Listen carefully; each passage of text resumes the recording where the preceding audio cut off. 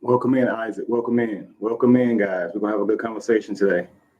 Hope everybody's doing okay. Hope everyone is well. Welcome in, family. Welcome in.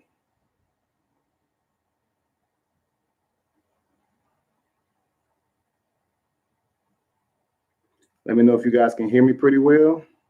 Let me know if you guys can hear me pretty well. I guess I can hear me. You guys can hear me pretty well. I can hear I you. guess I can hear you guys can hear me pretty well. All right. Let me see here.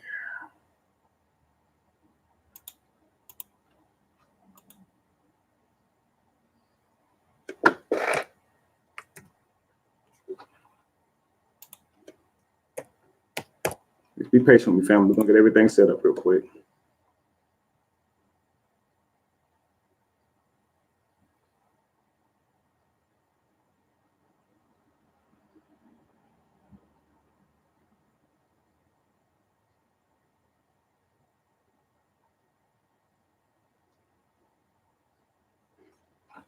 Be patient with me, family. I'm working. I'm gonna get this ready.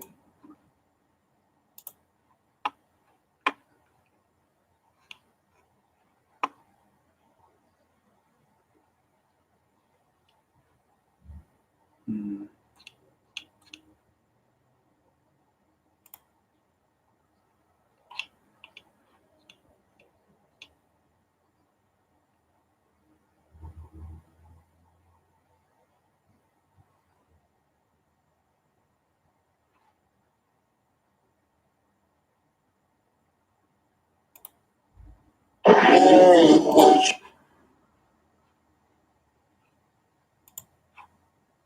What's up, family? I'm just giving people time to come into the room. Welcome in, family. Hope everybody's doing all right. Let me see here. Yes, I am putting that weight back on indigenous. I ain't even got to start working out yet. This diet right here, food. Trying to eat a lot of nuts and protein, put a lot of uh, vegan protein in my body, and I'm eating about 6 or 7 times a day. Small meals though. Stomach still hurts when I eat, but as long as I can get it down, I can deal with the rest. It's nothing like it used to be. So I'm actually happy. Peace, Dewanda, I see you. Peace, LDs. Peace, J Fry, GOK, but by any means fitness, I see you. What's up with you? Kayla, what's going on with you? Indigenous Cartel, I see you. Electric Wiring Zap, I see you. J Fry, I see you, brother. Alex Marsh, if I didn't mention you, I definitely see you as well. Peace, everyone. Peace, peace, peace.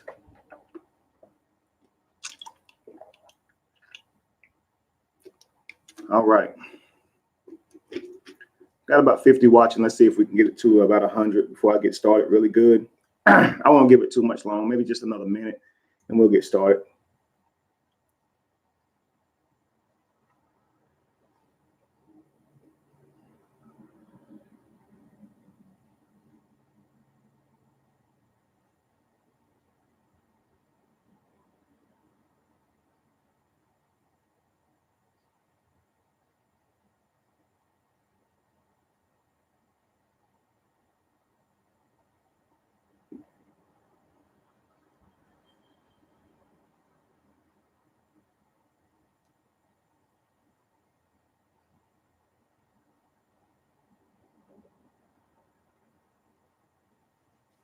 Just give me a little bit of time, family.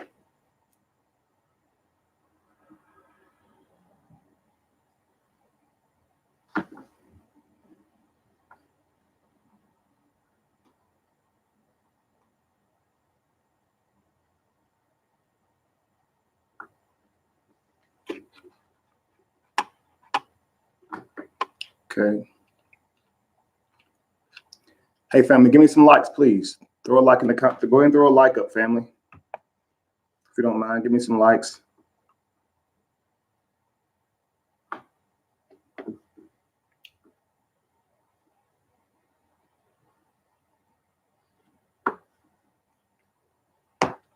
So obviously this video is called, this chat specifically is called, I Support Being. What does that mean?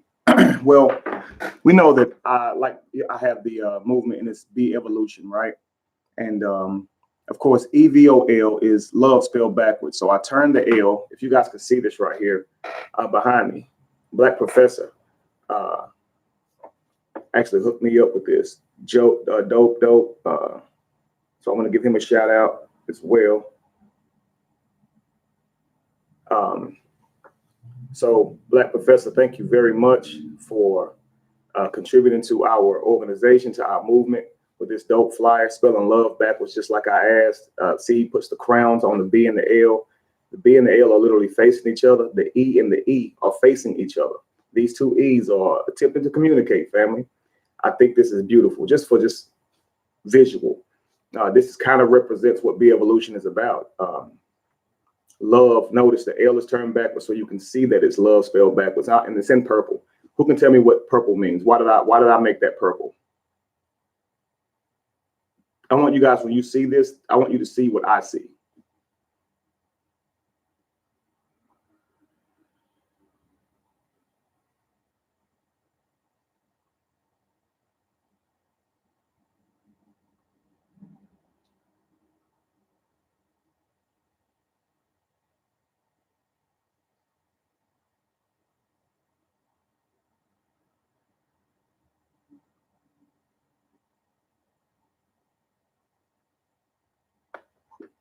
Royalty, highest chakra, the highest vibrational chakra, absolutely. Royalty, love, absolutely. Honor, absolutely. The lowest chakra, of course, is red. The highest one is purple, or attributed to be purple, and that is the ultraviolet. You see this in Black Panther, right, where they eat the purple flower or drink the purple juice from the flower. All the purple flowers surrounding them. When he goes to heaven, its background is purple. I'm digging that. Thanos, of course, in the last Avenger Endgames was purple for a reason. My mouse is purple, okay, in my studio here. My microphone is purple in my studio. My carpet is purple. Let me see here. What else is purple? Let me show you. Hang on, guys. 1 second. Because I'm not done putting my music studio together yet. But let me show you.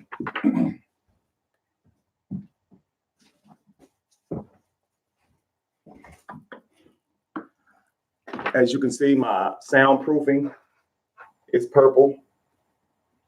Doesn't look really purple right there with that lighting on it, but it's definitely purple. I don't know why it appears blue there, but it is purple, family. All right, so all of my soundproofing is purple because this is my purple room. When I come in here to record, all I wear is purple.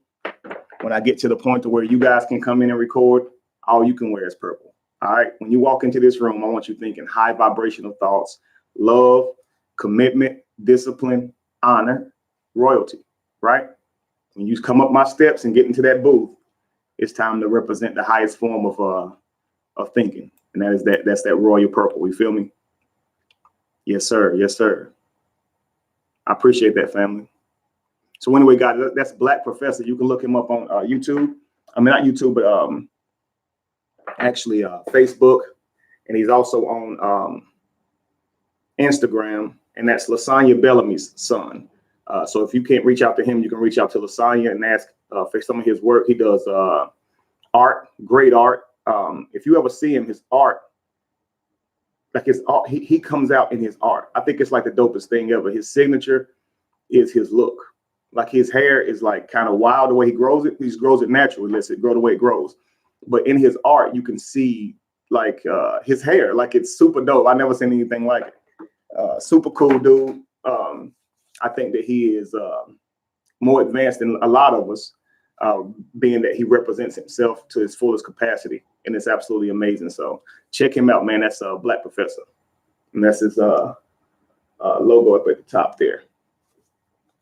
All right. So I support being. So Be Evolution. Obviously, it's love, and that is purple. Those two E's are facing each other, meaning in order for us to evolve, it's going to take some communication. You know what I'm saying? We have to be love, right?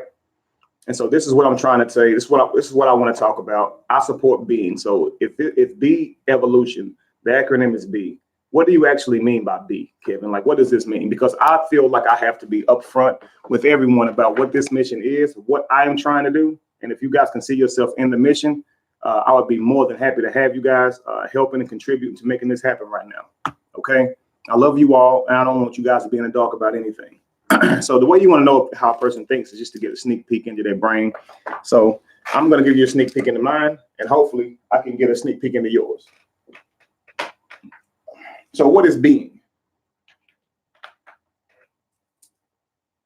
Being is getting to that state to where you are you, and no one else can dictate who you are.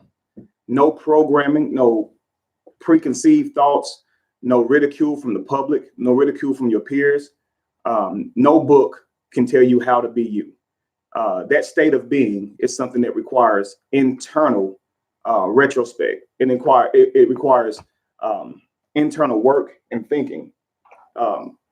If you don't do this, you will forever be worrying about how the world tells you to live. You know, what the world tells you should like, how the world tells you should dress, what the world tells you should look like.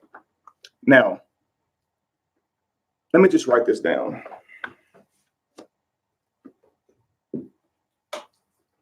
Now, which one of these things have anything to do with a person's character, their soul, how they treat you, how they should be treated? I'm gonna write these things down. I want you to tell me which one of these things has anything to do with your character, okay? Let's start with gender.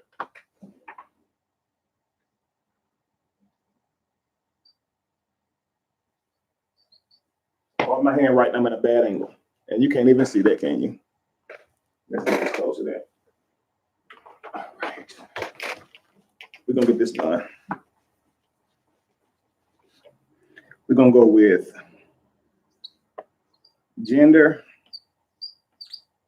race. Let's see here. Sexual preference.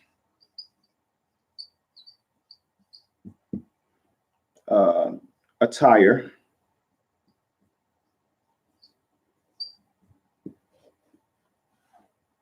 I'm leaving with those 4 points. Okay, family? Gender, race, sexual preference, and attire. All right. Which one of these things have anything to do with the person's character? To you guys. You could answer honestly. Do you believe a person's gender has anything to do with their person, with their character? Do you believe that? Male or female, right? We have 2 genders off the top of my head, right? 2 genders that we recognize, male or female. Okay, Grammy the Boss said none of them have anything to do with the person's character. Wow. This is how I believe, Grammy. I actually agree. My problem is it seems like a lot of people don't, especially within what we call the conscious community. So I just got a couple things I want to get straight with you guys, like when it comes to this type of stuff. Okay. So gender, we understand that none of that. Okay, Karen. Okay, James. Okay. Okay. So we understand dealing with the first one. Gender has nothing to do with the person's intellect, right? With the person's ability to live, with a person's ability to treat people right, a person's ability to comprehend. Gender has nothing to do with that, right? Now, do we have gender biases? I appreciate that, LaShawn. Do we have gender biases? I'm asking a question. Because if gender has nothing to do with a person's character, then why then do we have gender biases? Why then do we assert that women should live by a different standard than men? I would like someone, if someone actually agrees with treating women differently than men and subjecting them to a different standard than men, please speak now, forever hold your peace. Because I don't want to hear about this a year down the road whenever we really out here trying to work and y'all gonna want to stop the whole movement to talk about gender or race or sexual preference or attire. We're gonna cross this bridge once, I'm hoping. And hopefully everybody can have a clear understanding of what I'm trying to say, what I'm trying to do, and we can move on. Why then do we have a construct that places men and women on 2 different social standards? If men and women are the same, and being a male or female does not shape your intellect or your character, why then do we have laws? Why then do we have constructs? Why then do we have a social system that's set up to treat women differently than men? Why? What's the point? If they are the same, if they are equal, I think it's strength bias. Okay. It always taking both genders to make a being. Okay. So guys, whenever you hear people assert that if a woman sleeps with more than one person or too many people, she's a whore, and a man isn't, how does this make you feel? Because if all of us together agree that male and female, your gender has nothing to do with your character. If a man steals something, he's a thief, right? If a female steals something, she's a thief, right? If a male has sex with 5 partners, he's still a male, right? If a woman has sex with 5 partners, she's still a female, right? Why ho? Why is all this asserted? Social hierarchy. So it doesn't really exist. It's just something we go by, right? None of these things exist in reality, right? Like words don't exist in reality. So our word spells that we use to manipulate other people into being subjected to our wills, they're not really real, but we think they're real because they work, right? But words aren't really real, right? It is your understanding of the word that's able to manipulate you, but the word itself is nothing. So why do we have to hold to these constructs?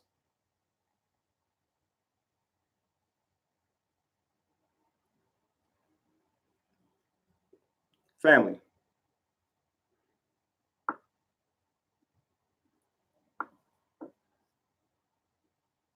We are conditioned to think the way we do. Absolutely. And that means that because you're conditioned to think a certain way, it doesn't make what you're controlled or conditioned to think false, but it also doesn't make it true. So how then do we determine what's truth and what's false? How then do we determine that a woman having sex more times, as many times as a man, is a whore? How do we determine if that's true or false? I'm trying to figure this out because we have to get to a point to where we understand that this is absolutely false, and it's time to move on with just loving each other and letting people be, letting people live their lives. Because if a woman is out here and she's living her life and she sleeps with she enjoys sex, then she has to be subjected to ridicule, right? Men the same way, but not nearly as much as women. Let's be honest. All right. We live in religion. We live in frames of thinking. Constructualized thinking, social type of programming. And so we're now having to look at our own selves, look at our own culture, and really have to remove ourselves from that. You understand what I'm saying? What type of relationships are accepted amongst the social world? What, just platonic or monogamous relationships? If anyone is into polyamory, polygamy, any one of these type of other sexualities or sexual relationships or intimate relationships, we have something to say. Why can't we just allow people to be? If people enjoy what they're doing and they're not hurting anyone, why can't we allow people to be? Now, what's the benefits to that? You get to focus on you and create a better future for you and yours. And that person gets to do the same thing. Instead of defending why they want to live the way they want to live, they can focus on the positive things that they want to create in the world and get on that. But if all we're doing is worrying about other people, how are we going to move forward? Really think about it. What does a woman having too much sex mean in the world, in light of what we're going through as people, as human beings now? What does that actually mean? So why would we focus on something so small? One of the things that I notice, family, is like when I'm in an airplane and I look down, I can't see the road. I can't see cars. I can't see houses. I can't see. It looks like the inside of a machine or something, you know. It looks like the inside of a machine or a board that will be used for electrical board or something like that. I don't see people. I don't see cars. And when I'm flying in this plane, I look down and I recognize that we so small. You know what I mean? And the closer that you get to the ground, the more that we have to worry about these problems and concepts that men created. Why? Other animals don't subscribe to this stuff. They don't. But yet we do. Other animals don't subscribe to religion. They don't need a book to tell them how to live. Bees don't need a book to tell them how to pollinate. Ants don't need a book to tell them how to build. Do you understand this? Birds don't need a book to know how to fly south. And yet we think we need books and rules on breeding, which should come natural. We need rules on who to breed with, how to breed, all this stuff, right? When to breed, where to breed. You got to be married. You got to have all this stuff in order to breed. When no other animal is subject to this type of programming, only us, right? Now in this day's age, if a man wears jeans that people feel are too tight, everybody got a problem with that. Live your life. Why are you worried about something as mundane as that? We can be powerful people if we focus on what actually matters. You understand? Not focus on what doesn't matter. Division is what keeps us separated. We practice division, but we want unity. We practice division, but we want unity. And every time we create a standard like this, it causes division. So we're right here still on gender. And so far, no one has presented to me any type of rational thinking that can say women should be treated differently than men. I don't see any of you saying this. Now, we got 82 people on here. I don't see anyone saying that. Why? Because we live in a world that predominantly thinks this way. You would think the majority of you guys would say, yeah, women should be at the bottom. The man should be the head of the household. The woman should get paid less than the man. The woman can't marry who she wants to. The woman has to wait to be married. The woman has to do all this stuff. The woman has to ask to speak in church. The woman can't preach. The woman can't do all these things, right?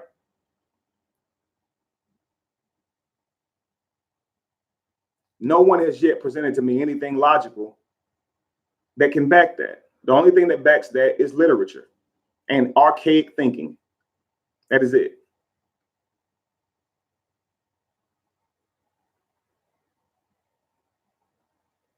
The woman is our sustainer, not in submission. I like that, LeSean. I think we're equal because we came through the world the same way through the womb. Okay, a womb.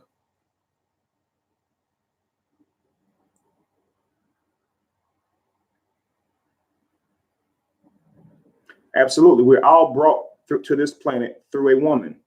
We all came to this planet, or we all have our existence or our experience of this reality because we came through a female. Yet women are subjected to lower or less than men, as if they're not smart as men, right? They don't deserve to be paid the same as men, right?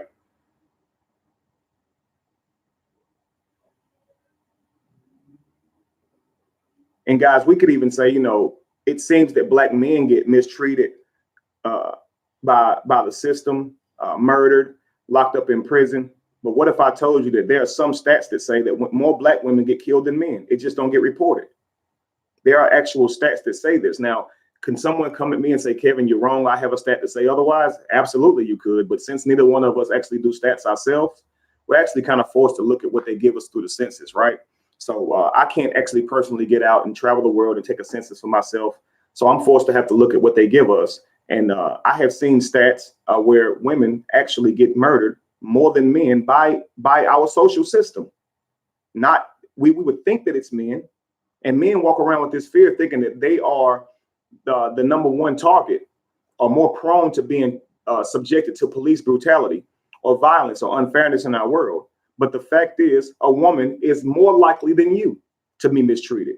You're a Black man. Even if you identify as a Black man, all women are subject to being mistreated. Now, we can look at, all people, period, are subject to being mistreated. Don't get me wrong. But we're talking about on a large scale. You understand? Women get mistreated in every aspect of life, just about. It's unreal. And it's solely based on what? A gender?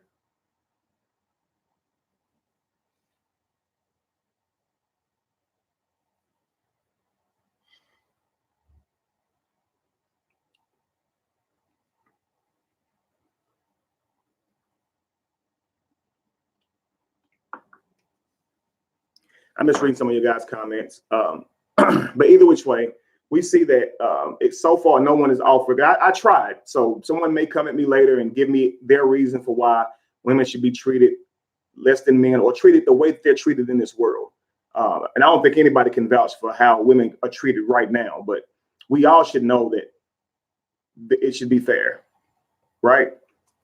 So let's deal with race. Let's deal with race. Now, it's going to be a tough one for a lot of you. I know it will be. I expect more of a, I guess, diverse thread now. I expect people to say different things. Race. Does a person's race make them inherently evil? Does a person's race make them more prone to violence? Does a person's race make them superior to you? Does a person's race make you superior to them?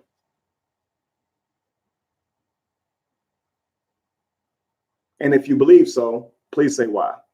Because I want to understand how y'all think. I see a lot of posts where we share stuff and we talk about how superior we are, or how inferior they are, or how they come from apes, or how that we should hate them, right?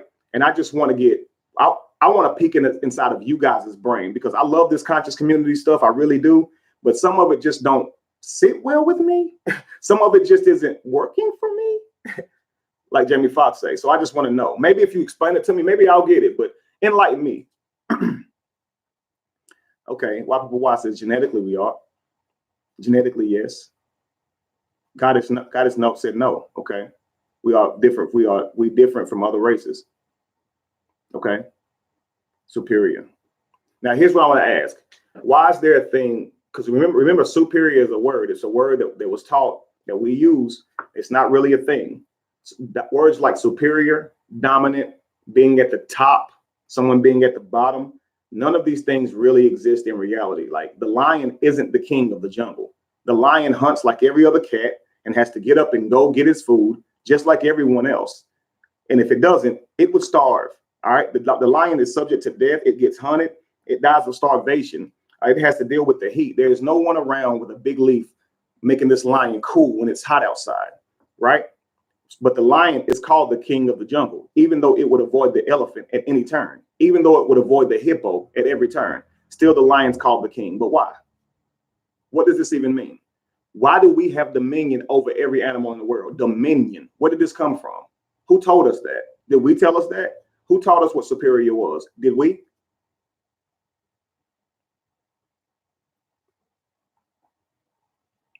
Black is the dominant color. White is not. Now we're dealing with race. There are actually no black people. Black is not a thing. It's something that we call it. We're actually a brown color, right? We come in many different colors.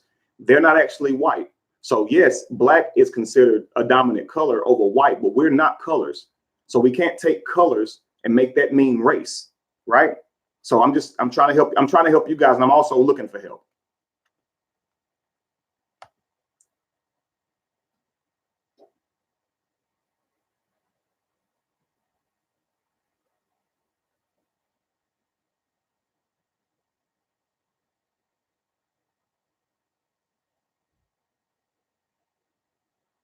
Trying to read your comments here.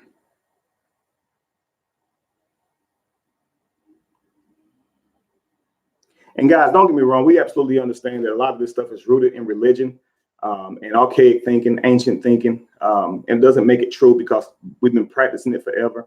We know that that's a common fallacy that we make. It's called appeal to tradition, believing that because we've been doing something for so long, then why change it? Or it must be right. That's called an appeal to tradition or an appeal to culture. If you say my people did this, so then that means that us being born way later should do it because we share the same DNA as them. Then we should do what they did.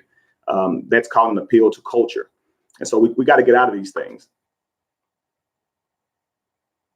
So if black is a color and white is a color, then we can't make black a race and white a race when we're trying to have a conversation. Absolutely, white supremacy is real. That has nothing to do with the question, though. White supremacy is a construct, a way of thinking, right? Maria, no, I don't agree. I don't think that way at all.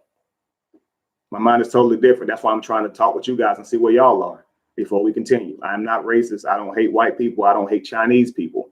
I don't hate Indian people. Should I name every what we call race? Because they're not really racist. We just say this to give them description, which also creates division, right? We're people, we're organisms, right? So please, somebody explain to me why being white would make them inferior, because I'm gonna explain something to you. If you're talking about the climate we live in and the sun and how it reacts to white people in this type of climate, being that they get sunburned and we don't, some black people still do deal with sunburn. I'm being honest with you guys. You can look this up. It depends on the amount of melanin in your epidermis. And so some people are black and they have black parents, both black parents, and they still have to put on sunblock, family.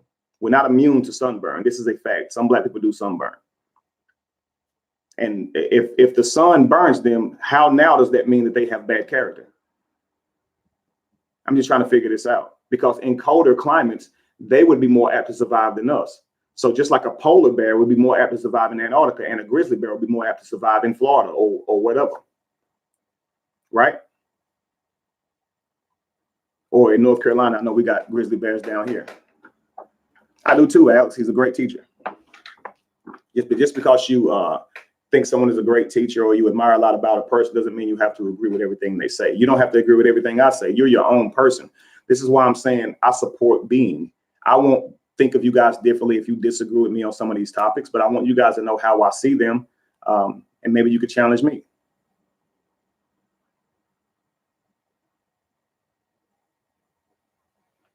Okay, so white people, why said, find me two whites that can make us without them. Again, I'm asking about character, not genetics, because we're not responsible for our genetics. White people, why? You didn't make you. I didn't make me. So I'm not responsible for how I got here, right? So yes, my genetics may have more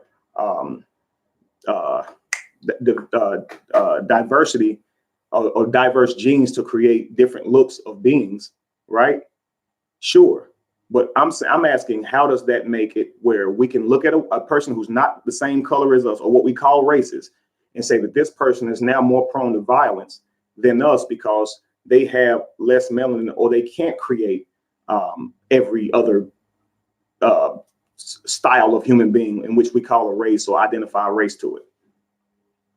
I'm asking, my thing, okay, who has people who identify as white in their families, who deals with white people on a regular basis? I have a white brother. I don't know if I ever told you guys this. My sister, the one who died, my sister, the one who died recently, she was married to a man named Davy, and they were married for years, and he treated her like gold. They loved each other, absolutely loved each other. I still call him my brother. I still call him my friend. He's not a bad person. My nieces are mixed. My nieces have a white father. They actually are very nice and kind as well. I don't see where the evil lies. It seems to me that my sister made a choice to date who she wanted to date, and she was happy. And she dated a lot of black dudes before that, and it didn't work out. Now, she dated a lot of white dudes, I guess, before that, and it didn't work out either. It's not to say that white people are better than black, but when she met Davy, regardless of what color Davy is, Davy made her happy. What do you do? What are you going to do when you have a world of so many people who have white people in their families, and we're saying like somehow white people are less than us? I get that they subjected that over us years ago, but that's appeal to tradition. Let's get them back. Let's tell them that they're inferior now. But what does inferior or superior even mean in the world of peace? We want peace, right? What does it mean if we can walk out in the sun and they can't? And by way of character, or how they should be treated. Did they ask to be white?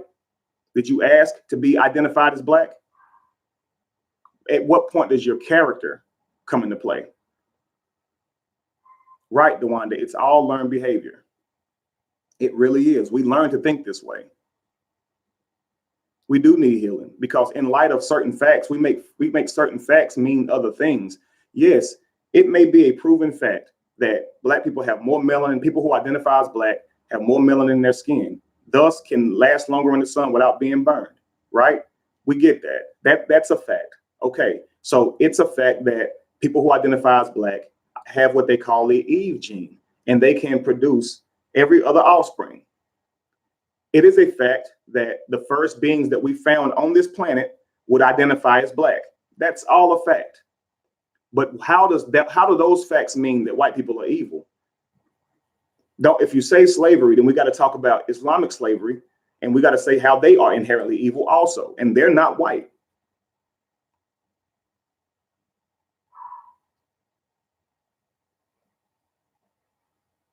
If you think about this, cultural bias is when you are subjected to one culture, one way of thinking, and so you view the world through that only perspective. You don't see the whole world. You only see the world you live in.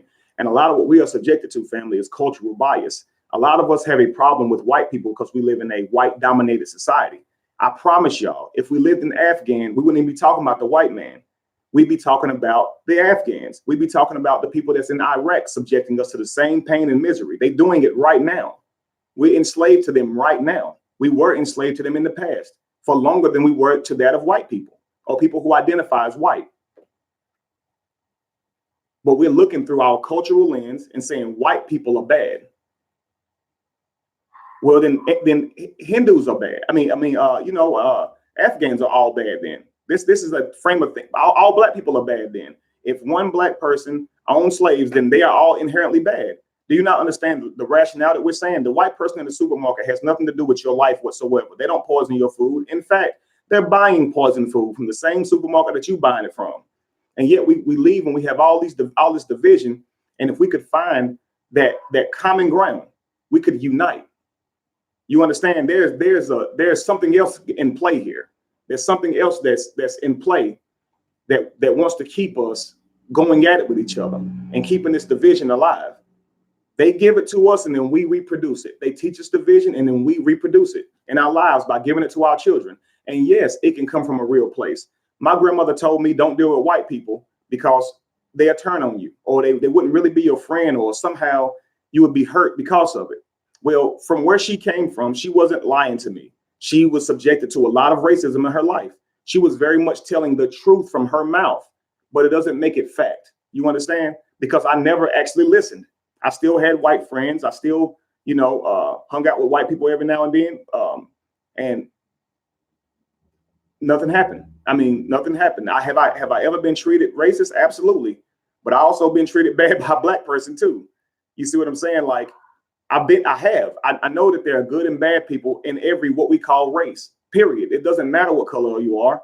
You can be an asshole just as you can be a good person. And I think we know that. I think we know that. I don't know, like, are we saying that we think all white people are bad? Or all of one race specifically is bad? Are we saying that? Or are we saying that all of one race specifically is good? Yes or no? Help me with this.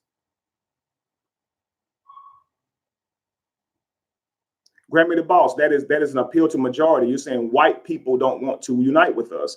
We can't say all white people because I actually have white supporters. I actually have white people who want to see y'all free just as much as they want to see their own families free from religion, who realize that this stuff is being used to condition us all. So not all white people stands in a position where they don't want to unite. And you got to understand, it depends on what your message is. If your message is we better than white people, then what white person would want to? I wouldn't want to merge with any white group who said they was better than black people.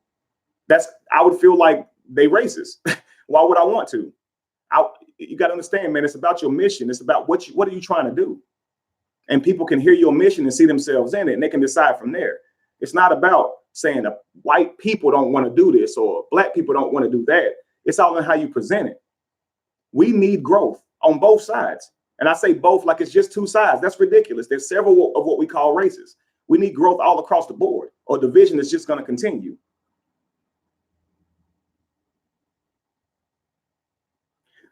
Gaza said there is a lot of differences between white and black people. That is okay.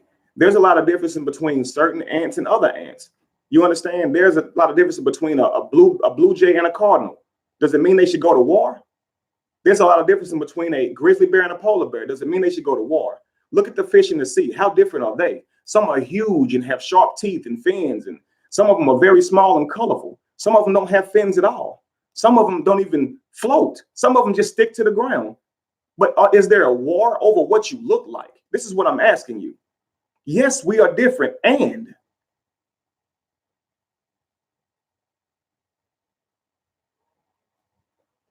that's right, Corey. You cannot find two people that completely agree. I absolutely understand that. Said the ones in power. I don't actually know what you were saying, so I really can't speak to that. I'll probably be speaking to a straw man because I have to make up where I think your stance is. So forgive me. I don't know what you mean there.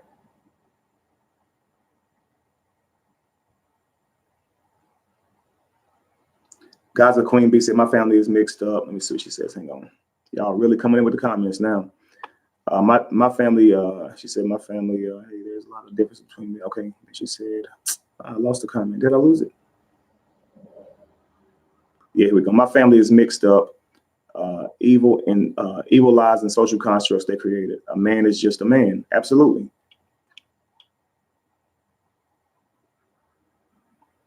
Leishan said there's a lot of interracial couples in Joplin, Missouri. I think it is. So I'm here now.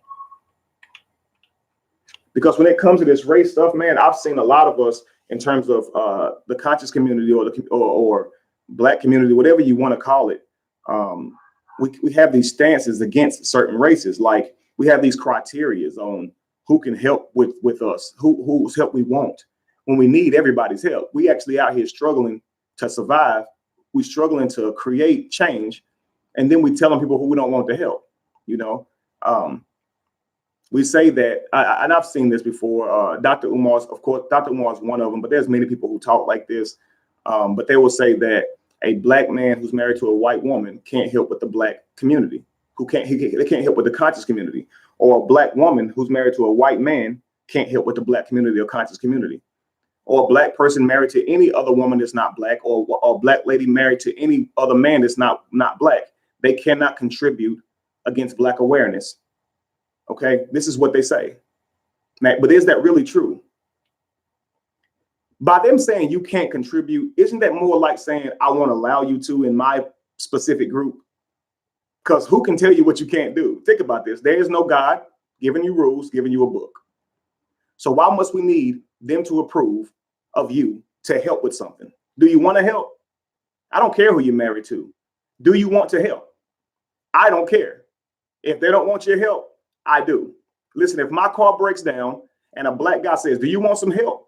And I'm pushing my car, he married to a white woman. Yes, I need your help. You can get out and push. You understand what I'm saying? If I'm sitting here on my last leg and a Black lady says, do you need some help? And I look behind her and her white husband standing behind her, my answer is still yes. I still need help. It didn't change because she's married to someone. What does that mean? I know a lot of people who like Black people, right? Let's see, because I want to put this in here. LaDonna says that I know a lot of white women with mixed kids and they don't stand up for injustice against Black people. It could be their mixed child shot by the police. Then what? Okay, now do you know any white people who stand up for Black justice even when they don't have any children at all? Let's be honest. I know a lady named Sissy. Grew up with her. Stephanie Bridges. Grew up with her. Ever since I known her, she been more Black than white. And obviously, I'm just talking. There's no such thing as being more Black than white. But if you ask the people that grew up around Stephanie, she was ridiculed for liking Black people, for being around Black people. She wants to be Black. This is how they would treat her. This is how we treat each other. And it's stupid. If a person wants to be a certain way, if they like a certain music, if they want to wear a certain style of clothes, what do you care? It's not you say it's your culture like you created it. I don't understand it. You didn't create rap. So if anybody want to rap, they can. And you didn't create jazz. If anybody wants to do that, they can. You didn't create country. If anybody wants to sing this, they can. You can be who you want to be. All this crap is just constructs that we think are important. Now, we didn't grow to the point to where we don't believe in the Bible, but why do we hold to this stuff? Because I can see we thought that the Bible came from God. So this is why we believed all the foolishness in it. But why do we believe this stuff now? Why do we truly believe that if one white person doesn't stand up for Black injustice, then none of them will? Why do we believe that? A woman told me that she has a family member who was married to a white woman, and she got mad and called the police on him when she didn't get her way, and she pulled the race card and asserted that he was trying to hurt her, right? But the thing is, I know a Black woman who did that to a Black guy that I know, and they're married. She got married because he was flirting. Or said a comment to somebody that she thought was inappropriate, and she called the police and said that he was going to kill her. They're Black. They're both Black. It just so happens a Black officer showed up who probably doesn't have this fear for Black people because they weren't conditioned as a white person would be. It's not about Black and white, but white people have been conditioned to hate and fear Black people. This is where you see the character traits come out. It's not because they're white. It's due to the programming that they had. A lot of what you do is not because you're Black. It's due to the programming that you had. Believe it or not, a lot of you like hip hop style clothing because you're Black and you think you're supposed to. This is an honest fact. I'm being honest with you guys. A lot of what you think is you isn't you. It isn't. It's who you think is you. It isn't. It's every persona comes from a word that means mask. So what you calling your person, your persona, is literally the mask or the role that you go out and play every day. That's literally what it is. You go out and you play your role. The clothes that you wear, you wear because you may believe that they express something about yourself. They may tie to something that you enjoy. If you like hip hop or you like certain style of clothing, that's probably going to come out in how you dress. If you like certain colors, those things will probably come out in how you dress. But none of this has anything to do with your personal character. Do you understand what I'm saying, family? So if you say a black person, a black woman can't help because she's married to a black man, where did you get that from? Who told you that? Where are you reading this from? What God said this? Because why should I listen to you? You just a man. Anything that you say is subjective. Anything that you say is subjective because you don't have any authority to appeal to, period. And we can't demonstrate it. It cannot be demonstrated that all white people are evil and all black people are evil or good or criminals or any of the things that they assert over us, right? If I'm out and a white person sees me, they would have every right to assume I'm a criminal, that I'm going to rob them, that I don't take care of myself, I'm leeching off food stamps, I'm dumb, I'm illiterate, all this stuff. They would have a right to think this because this is their programming. They didn't make it up. They grow up seeing this stuff on TV and in the news. What are they supposed to think? But it's not they're seeing this because they're white. They were programmed. When you see a white person, you see what you see because you were trained to see it. When you see the American flag, you see what you were trained to see. When you see a rebel flag, you see what you were trained to see. And what you're trained to see dictates your reality and what you receive. Many of you can look at a rebel flag and feel offended. It's just a piece of cloth with color on it. And you were told that it was used whenever you were enslaved, and people who waved that flag wanted to keep you enslaved. And therefore, you identify pain and hatred towards the flag. We don't have to. It's just a piece of cloth. If that's what they believe, let them have it. But we need to focus on making the world better for us and not worrying about all of this stuff. I don't care what color you are. If you want to help with what we're doing, come on. I encourage you to be. I encourage you to be. I encourage you to just be. Live your life. I have no problem with that. And until someone can show me that there is a problem with that, demonstrate it, I still won't. I do know that some people need to be watched. I do know that, but that's it. That's any race you can talk about. That's any race. The same people who identify as black who will say, hey man, watch out for the white man. They'll also say, Kevin, some of these brothers will try to sneak their way in and infiltrate you. Exactly. So what are you saying now? Watch everybody, right? Yes. We cannot keep living like this.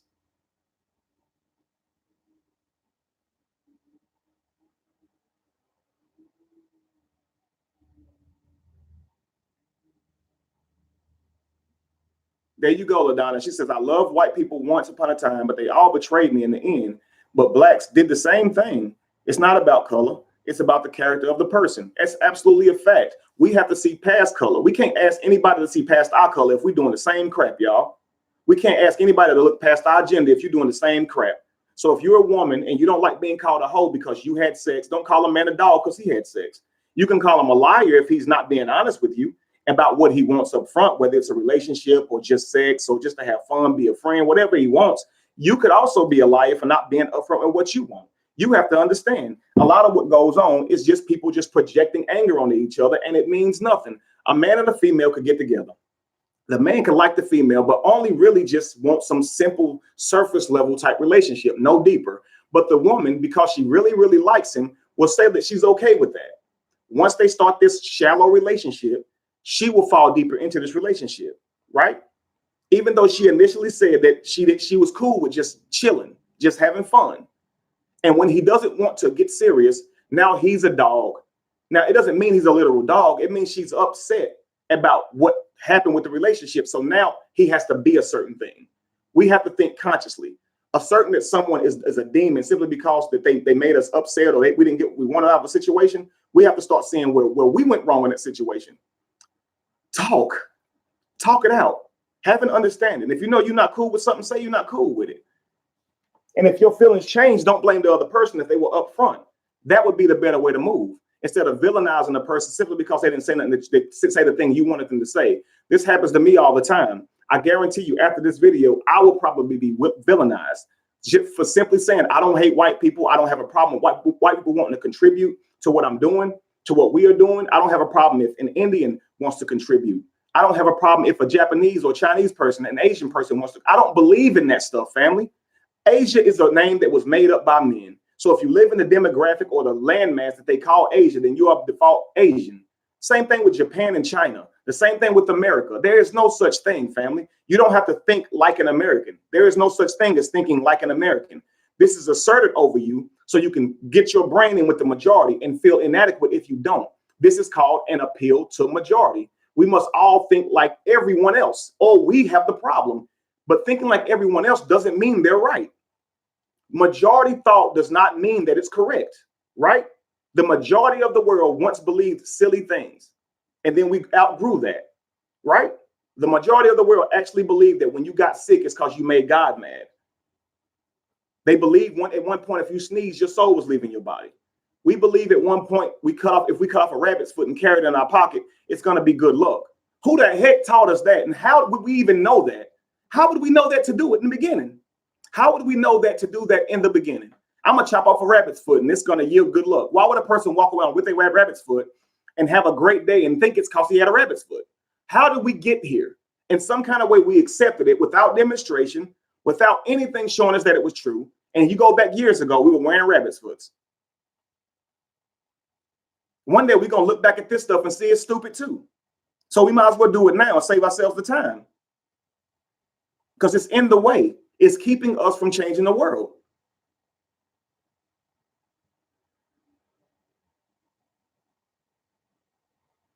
Are red ants and black ants different because of the color? What about yellow ants? Are they different because of their color too? What about bees?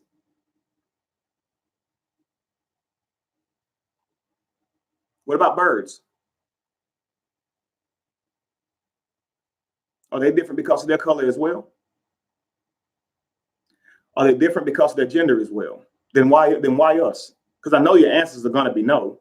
So why us? Why are we different now? Because of the color of our epidermis? Please tell me how that happens. The top layer of your skin, the pigmentation in it somehow dictates your character.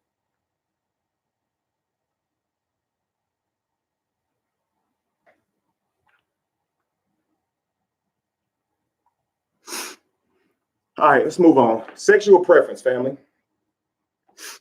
Does who a person sleep with in the bedroom have anything to do with their personal character? Yes or no?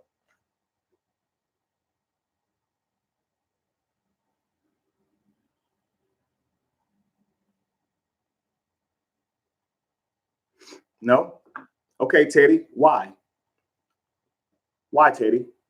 Why does it matter who a person sleeps with, and why does it have something to do with their character? Please explain. What's up, Paul?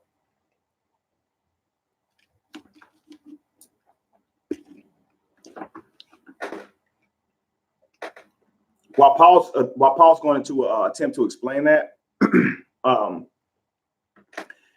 www.betheevolution.org, we now have the shirt that says "I support being."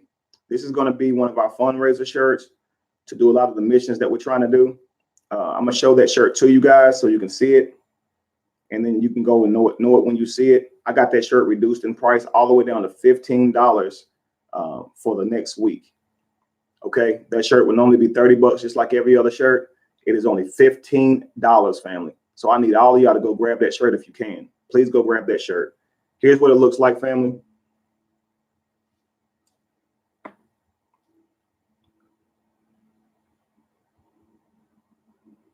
Look at that. It's kind of blurry, but it says "I support being." Okay. Notice the B is in purple, and up under the B, you know how we make our peace sign, right? Like this, right?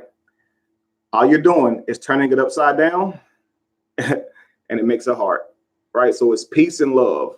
That's the logo. Peace and love, right? Peace and love. That's the logo. So I'm gonna show you again. That's what you're seeing in that purple there. If I can get it to show up there. Y'all can see that, right?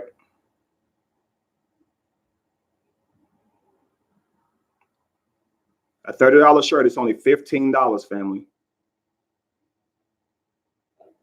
When you wear that shirt, you're telling everybody, I support being. It has an I at the top of it. Support, be in purple. I support being.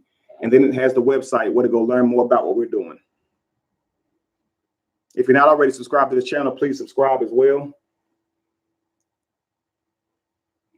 Follow me on Instagram. That's Kevin Wesley B.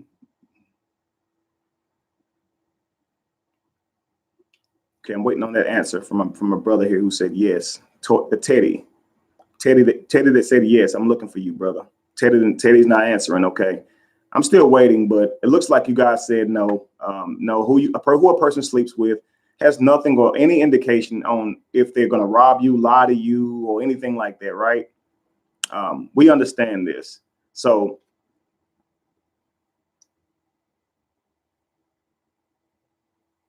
indeed, LeSean.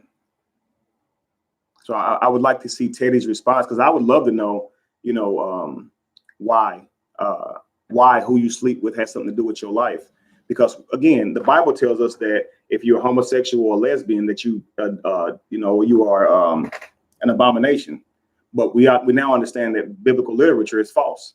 So what makes you an abomination now? Live your life. If you're a Christian and you recognize that you are, lesbian or homosexual or like the same sex or anything that the Bible doesn't condone, if you weren't a Christian, you'd actually be perfectly fine. It's the Bible that makes you have a flaw, right? It's the constructs that we were raised in that makes you have a flaw. You don't actually have one. If you're not out here hurting people, you're not out here killing people, you're not out here robbing people, you're not causing people intrinsic harm. What you do with another person who's willing to do that with you is your business. And if you want to help, I'd love to have your help.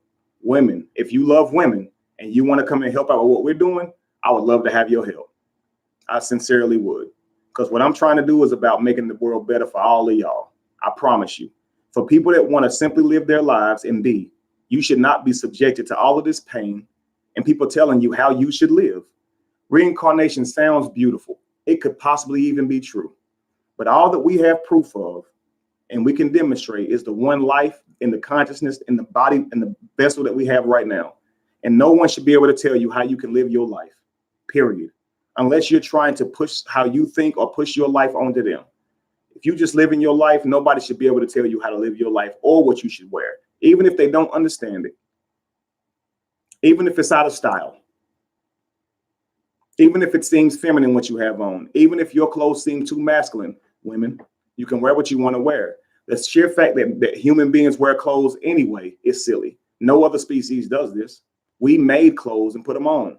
So we can't now think that clothes have a real meaning other than what we assign to them. Come on, family. Words have no real meaning other than what you assign to them. The world is fake. The world is fake. It really is. And we can't know the world's fake and still be trying to act like it's real. Like if I know the world's fake, I can't get mad at a man for wearing a pink shirt. Like it's not pink. We only call it pink because we call it pink. And pink has done nothing wrong. It doesn't like men, it doesn't like women. It's just a damn color. It's literally just a color. Literally just a color. But we assign meaning to it. It's a girl's color. But first it was a boy's color. And now if a boy wears that girl's color, he's feminine and he has to be really bold to wear that girl's color because it's just pink. That's ridiculous, family. It's ridiculous. I really don't understand this stuff.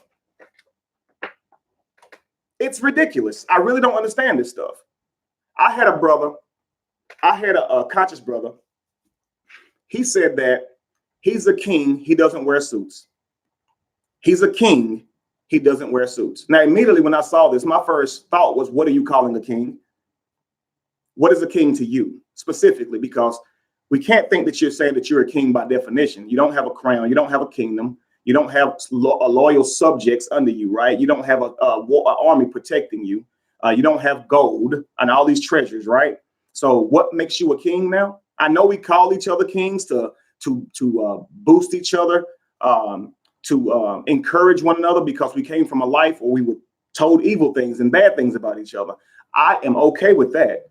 But what I'm not okay with is you actually believing you are a king, though. like a real king, or whatever the definition of that is, right?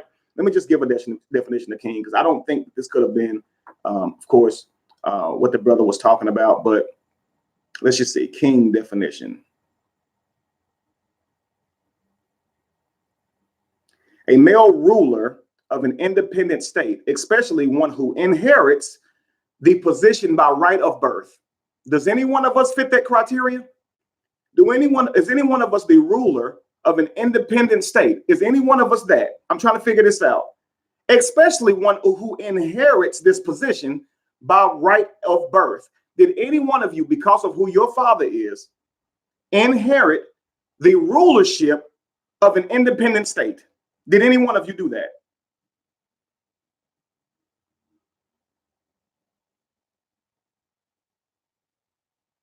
I like that, Papa. But we're reading their definition. Hell no. None of us have done that. I definitely didn't do that.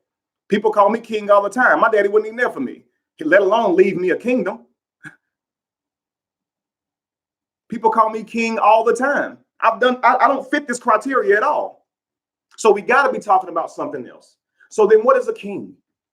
Someone said to me, which is a great response, maybe king is a person who takes care of their household, protects their wife, protects their significant other, and raises their children and provides for their household. Okay, that's an example of something that someone could call a king, but that's also called a good man, a good person, an adult. Why king? But let's just deal with that. Let's say that does make you a king, because logically we got to deal with this. Let's say that does make you a king. Why now does that mean you can't wear suits? So if you are a king because you either A, are a male ruler of an independent state, especially if you inherited, okay, from your parents, why does that mean you can't wear suits? And if you are a king because you some indigenous African Kemetic king, whatever, why then does that mean you can't wear suits? It's just clothes. Do you think that you are superior if you wear a dashiki or African garb? Do y'all think that?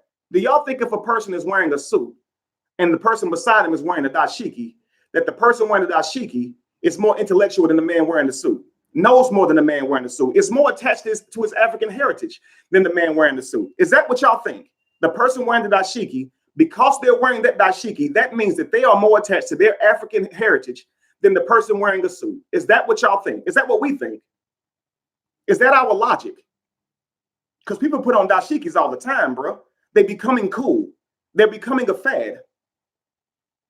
In fact, every style of clothing that we wear mostly was just a fad. And we make it cultural. We make it like it's a culture, like it's you have to be wearing this or you hate yourself. Where do we get this stuff from? Live your life and go inside of your mind, evolve, become a better person. You don't have to wear a dashiki or ever wear one. That sounds crazy, right? That's not a requirement for enlightenment.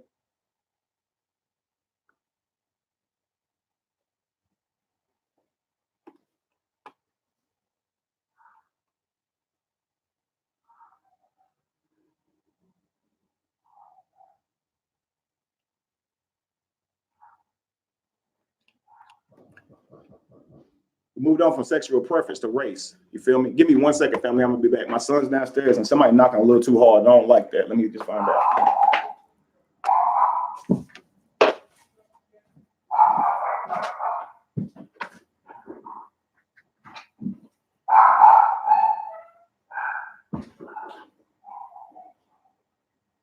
Yeah. Where you at? Upstairs. Who's that? There's somebody in the package.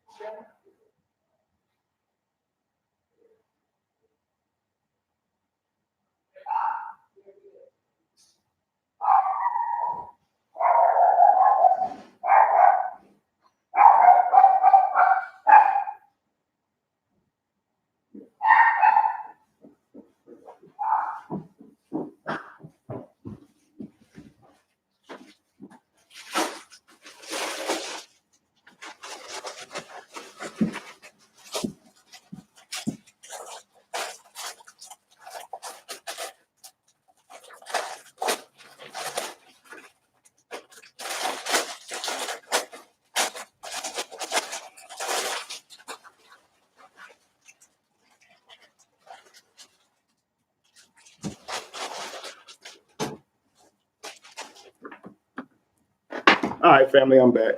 That was just a package for me. These just literally just now came. Born Winners shorts. I'll have them available as soon as I get offline, okay? As soon as we get off this live.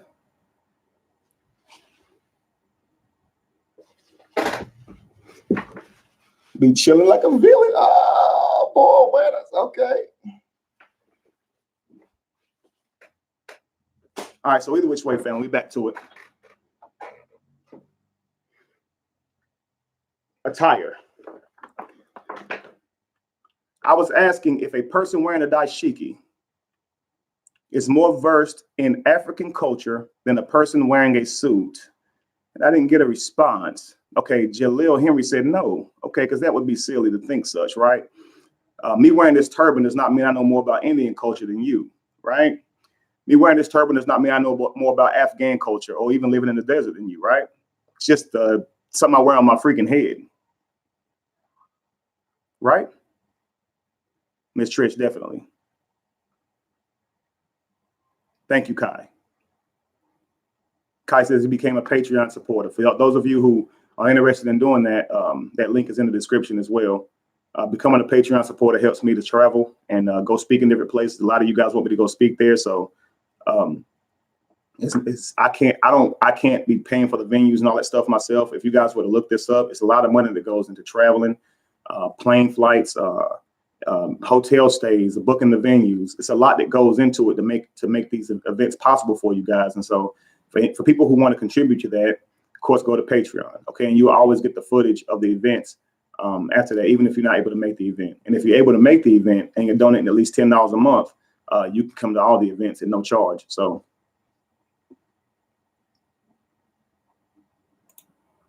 LaDonna says, we're all babies trying to figure this out. Absolutely. But we take our babies who really came to teach us, and now we're teaching them the programming, when we should just let them lead us, right? You ever notice babies squat when they do number 2? And they still end up using the bathroom in their pamper, right? But we punish them as if they need to be trained. But if they never had the pamper on, they wouldn't be duking on themselves. You understand? Like once they're able to walk, they literally squat when it's time to use the restroom. And then we sit on toilets, which actually makes our body higher up, and it makes the passing it harder. When if we were actually at a deeper angle, like a baby when it squats, it would be easier for us. Seemed like they knew that over us. The natural body knows a whole lot more than the trained mind. I'm telling you, because it's your biological vessel. Our biological vessels have more intellect in them than you could ever imagine. You don't heal your own scars. You don't create your face. You know what I'm saying? You don't pick whenever your hair is going to turn gray. You don't pick when your hair is going to fall out. Believe me, I know. You don't pick your height. You don't choose when you're going to get hungry. You don't choose when you're going to get thirsty.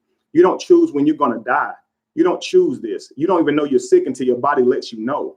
You know, you don't tell your body to create antibodies and create white blood cells. You don't tell your body when to shed its skin. You don't have the control. You're literally just along for the ride. When you get cut, you have to wait a certain amount of days for your wounds to heal, just like everybody else. None of us have physically taken over our minds to the point where we can make ourselves heal, regenerate, or anything that would make us special beings.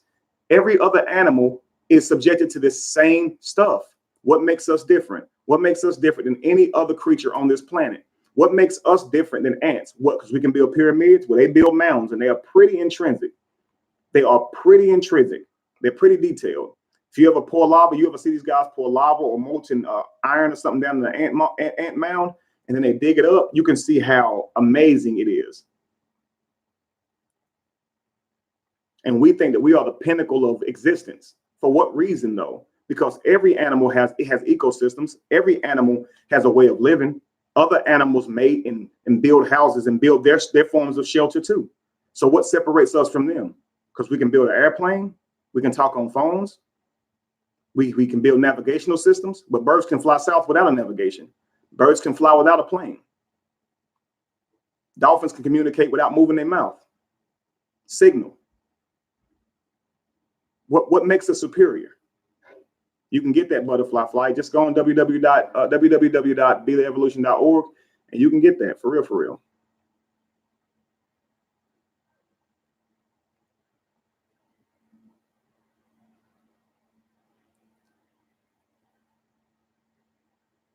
Hair like God. And a lot of people ask me that, why do you wear a turban? I've been wearing my head wrapped my whole life, and actually for no reason, not for any spiritual reason.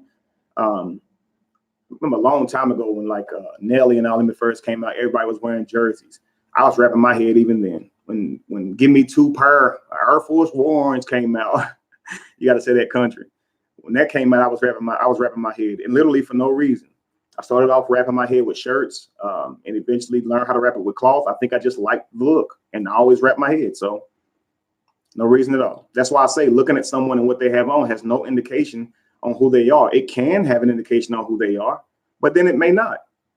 I like to go out in other people's matrices and upset them anyway. So I like wearing a turban simply because it makes people ask questions and it makes them feel weird. I've had people who were Indian think I was one of them. I've had people who were Afghan think I was one of them simply because I had my head wrapped. I'm not one of them, right? But they thought that. See how easily clothing and garments can trick somebody? That's crazy.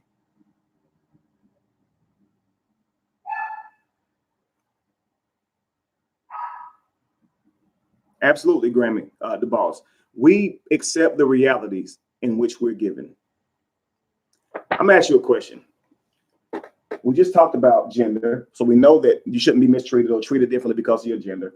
I think we understand that a person's race or the race that they identify with, because race is not even real, just so you know. So just the simple fact that we thought race was important enough to say that it makes you a character different is crazy, because race don't even exist.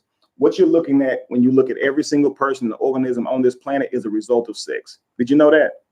When you look at a cardinal in a tree, a blue jay flying across the sky, a bat, a duck, when you look at a roach crawl across your floor, when you look at a mosquito on your arm, you are looking at the result of sex. That animal didn't look like it looked 10 years ago, 20 years ago, because through sex, we change. This is the truth. So if we look at white people and say, well, they got monkey blood, all this crazy stuff that we say, then if you look at other animals, then you gotta not like them too. Then why y'all own dogs? Like if you don't like white people because you say that they have other animals' DNA in them or whatever, but you own dogs, which have clearly been domesticated. So that's not a dog. That's not a real actual animal that was in existence 100 years ago, 200 years ago. We created them. So I don't understand. Do we think that they are inherently evil because they have other dogs' DNA in them? Do we think that?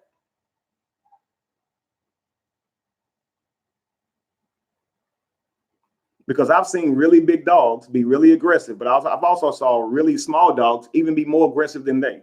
So what are we saying? Can it be demonstrated?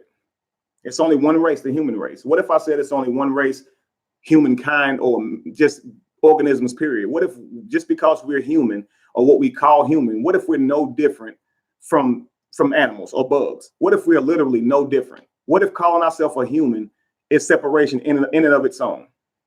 Because it makes us think that we're different from them.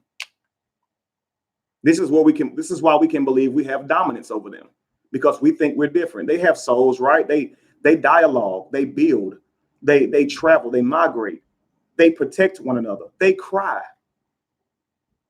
Who are we to say that we are superior to them or dominant to them?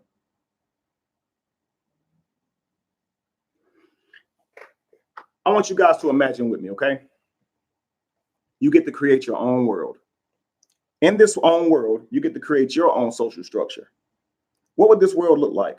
Now, in this world, you've got people who identify as different races, the same as this world. Let's just say this new world is going to be on Earth, or a planet like Earth, where you have all the same human beings of the same different looks. Thank you very much, Jaleel. Actions speak louder than words. You have the same human beings, okay, identifying with the same type of races or religious systems, constructualized thinking. How would you design a world that was like Earth? How would you design it? Now, I'm going to try to rephrase it so you can get the question. If you have the opportunity to create your own world, and in this world, you had the same type of people that we have now, people who identify with different races, Black, white, Hispanic, Chinese, Puerto Rican, all this stuff, right? Okay. People who identify with different races. How would your social system be? because I know you wouldn't put the white man at the top. I know we wouldn't see white supremacy. So how would your world be?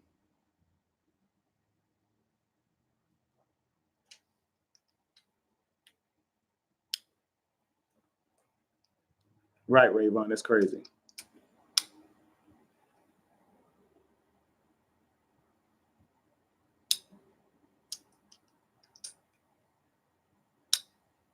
Divine expression, that is a crazy thought. That's a deep thought.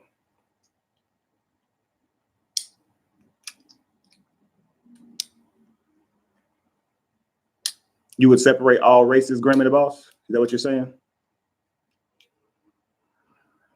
Women's as rulers, okay. I like that, LeSean.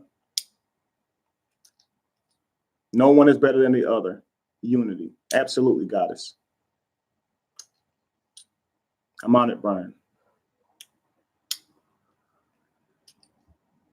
Okay, so here's what I'm saying. If you had an opportunity to create your own world, and in this world was going to have the same type of life forms that subscribe to different type of races as we have in our own world, how would you create that world if you had to live in it and you did not get to pick what you look like? Think about this. If you could create this world to be something other than what it is now, and reincarnation does exist, and you had to come back to this world, but you didn't get to choose what vessel you came through, what race you came through, what culture you came through, how would this world look? If you don't stand to benefit, how would this world look?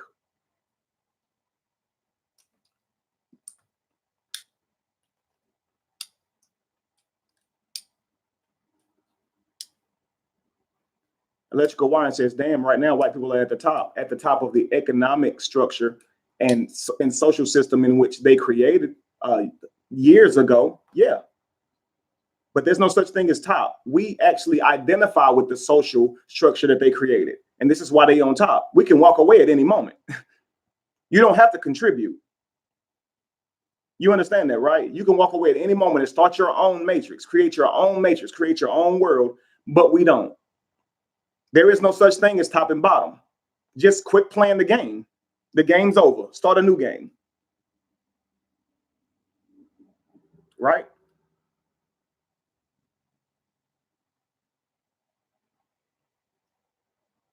How would the world look if you could create it to be exactly what you wanted it to be, what you feel like it should be, to be good for everyone, especially if you had to come back in it and couldn't choose what color you look like? I guarantee you wouldn't be saying put white people at the bottom, because what if you come in this world white? Men, if you saying put women at the bottom, what if you come through this world a woman? Women, if you say put men at the bottom, what if you come through this world a man? This would force us all to think about how we want to create this world. Well, what if I told you that you do have an opportunity to create the world right now? You can create the world right now. Right now. This is not, it doesn't have to be a hypothetical. You can live, we all have the ability to go out right now and create the world. We creating the world right now. The world that you see when you walk outside, that reality that you see, that's created by you. They're not out here telling us to hate each other every day. They are not out here telling us to wake up mad at white people or telling white people to wake up hating black people every day. We live these habits out. We live this programming out. We create this world. We're the problem. Thank you very much, Eric. I appreciate that, brother. Thank you very much, DID. You have that opportunity right now to go out and change the world, to create the world that you want to live in. You can do it right. That's what I do. I said, I can't change the world. I'm not strong enough. I can be killed. Many people can stand up against me and take me out. But I can change the world through changing me and changing how I see the world. And if you do the same thing and everyone does the same thing, the world would be changed if you focused on you. So if we're still focusing on what gender you are, what race you are, what sexual preference you are, and what you're wearing, how are you going to evolve? How will you evolve if you're focused on crap about other people? Don't you see this as a distraction? How can you evolve if you don't grow? If you focused on them, how can you look? If I look at your face, how am I going to know something's on mine? Meanwhile, I'm judging you for having a piece of coal in your eye or dry spit on your lip or slob on your mouth. I'm judging you for having all these things wrong with your face, but I haven't even looked in the mirror yet. Look in the mirror. Maybe it's something wrong with you. Maybe what is wrong with that person is actually what's wrong with you. Maybe your hate for homosexuals is coming from your place of being afraid of them, or possibly even being that way yourself and being in denial. Maybe your hate for lesbians could come from your woman, maybe that doesn't like the idea that you might like women.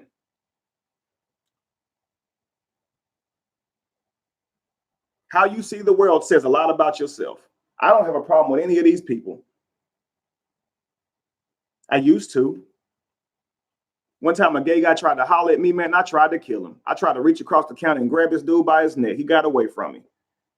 And I was thinking, what the anger wasn't because he tried to holler. The anger was why. Like I felt like I'd done something to make him think I was gay, and it made me mad. I wasn't even angry. I projected my anger onto him. But it was more so, what made you think that you, that's what was mad. It made me mad. Like I was ordering food. I'm inside of a Hardee's or something. And I'm looking up at the order, like, let me get and there's a girl taking my order. And he says, oh no, hold up. I got him, and steps up and moves her out the way. And is like, what's your order? Like, honey, like, and like, I immediately snapped and just tried to like reach for his neck. Right. And he jumped back and he just started acting really weird. Like, I swear to God, that's what he did. A bunch of weird stuff. But I'm sitting here like, man, what did I do to make you think, like, what did I do to make you think you could holler at me, bro? This is I felt like it's something wrong with me. Like, I didn't have a problem that he was that way. But it was just like, do I look gay or something? Like, what made you think you could come at me like that? That I felt disrespected, because if you are gay in this world, you can't, if you walk up to a man trying to holler at him, right? That's not new for him. I mean, that's new for him. You might get punched in your mouth. So you really need to be careful in how you approach people.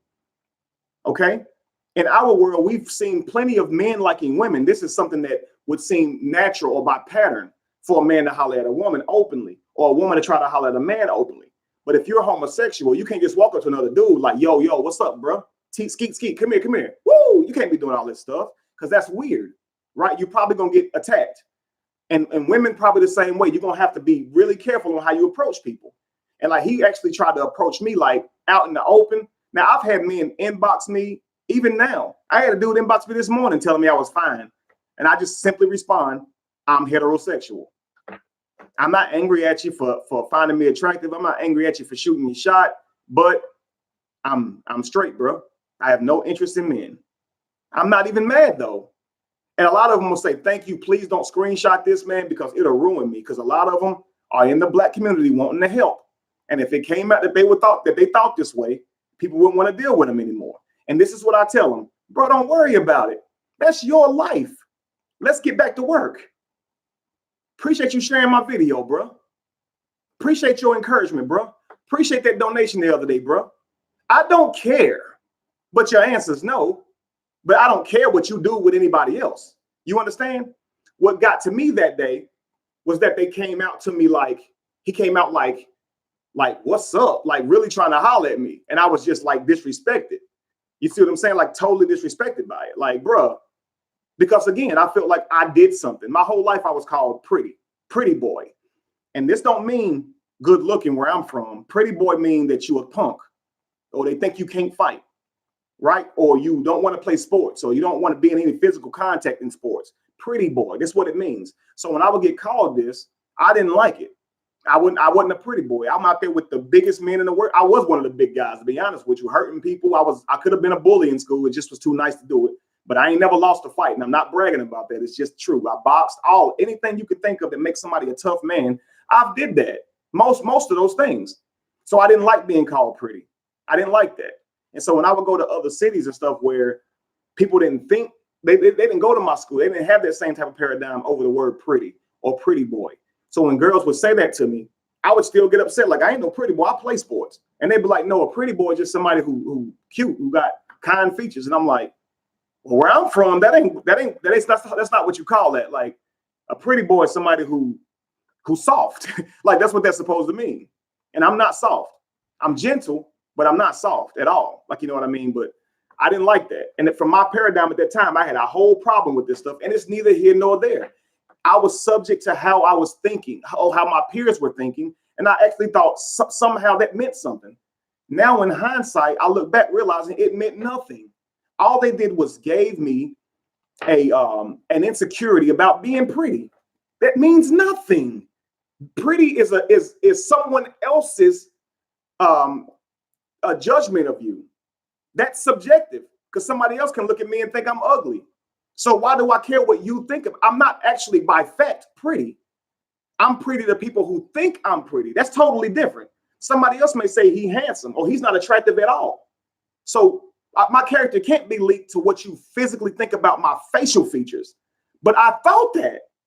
I didn't think it through. Thank you very much, Mugabe. I didn't think it through. And a lot of this stuff we don't think through. I just don't have hate in my heart. And I know that we came from a past of where our ancestors were mistreated and all of this stuff. I know that we did. I know that we came from a past also where our ancestors was mistreated by our own ancestors. And our ancestors were also mistreated by that of Iraq, right? All across the planet, our ancestors have been mistreated.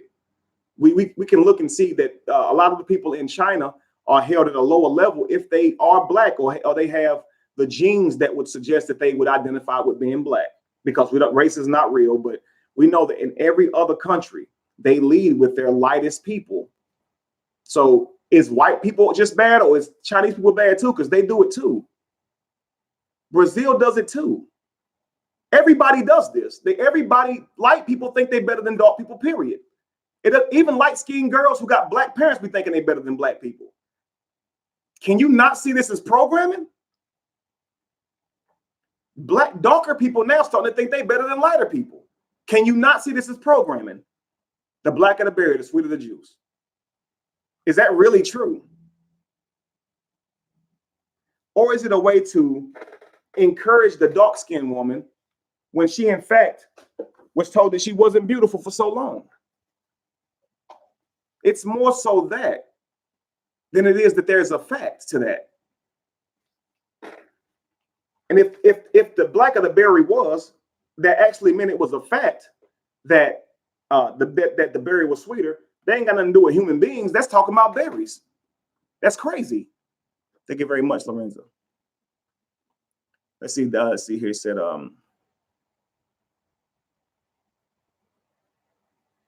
homosexual by nature itself, deception and outward deception with roots of pedophilia. I don't really understand that.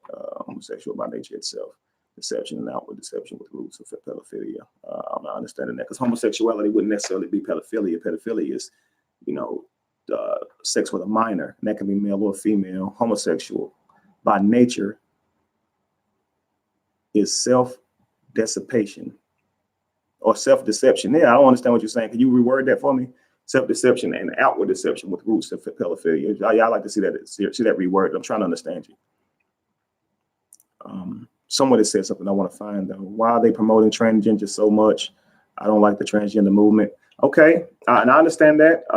They may be very well an agenda to promote certain things, but it doesn't mean that the people who are doing it is inherently evil. This is what I'm saying. Like, when you see like the government or the news stations promoting things like transgenders, first you have to understand why they do this. It's all about ratings, and they know that people are going to want to see stuff like that, right? They're going to think that's really news.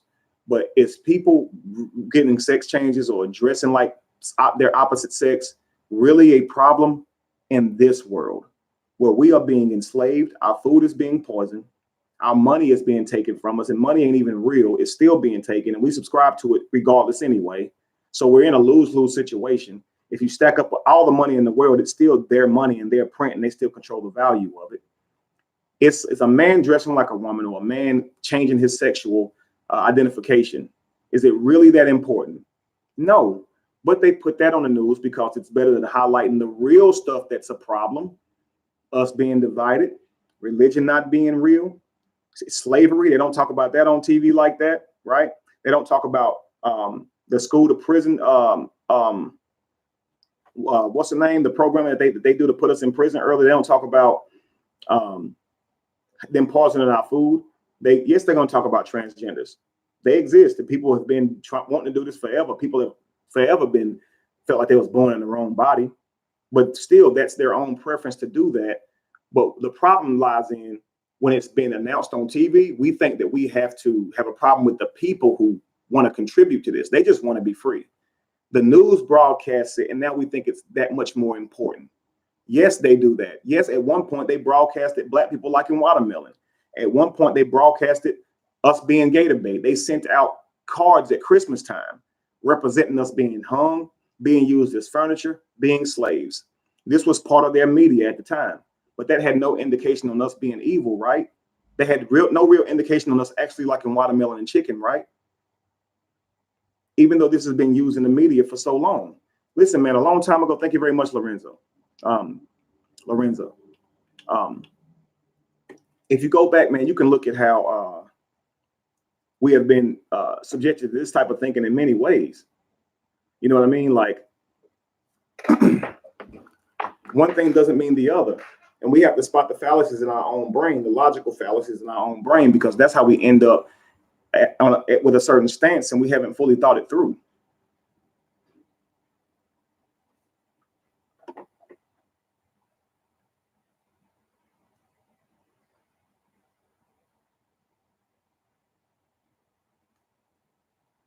Right. And people are going to promote what they feel is important. They're going to promote what they feel is going to get the most views or the most attention. Because, again, these news services are not in the business of actually bringing you news. They're trying to get ratings. It's entertainment. It's a show, y'all. Like, we understand this. So when you're watching the news, they're showing you what they want you to see. Do we understand that?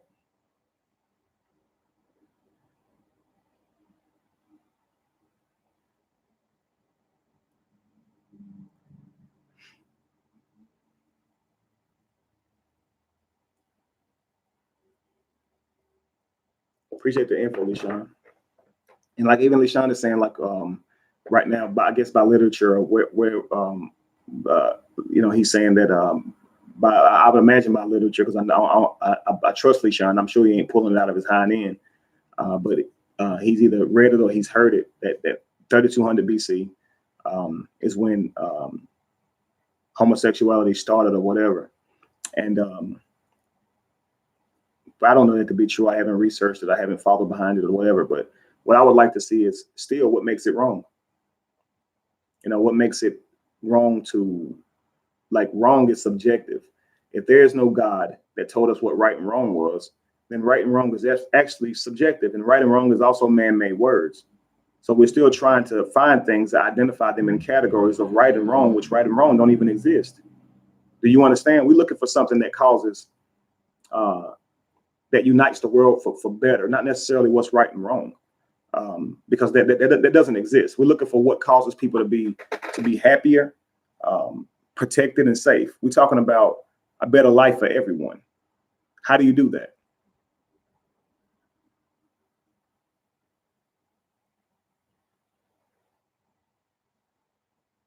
See, the one that said I'm allergic to watermelon. Absolutely.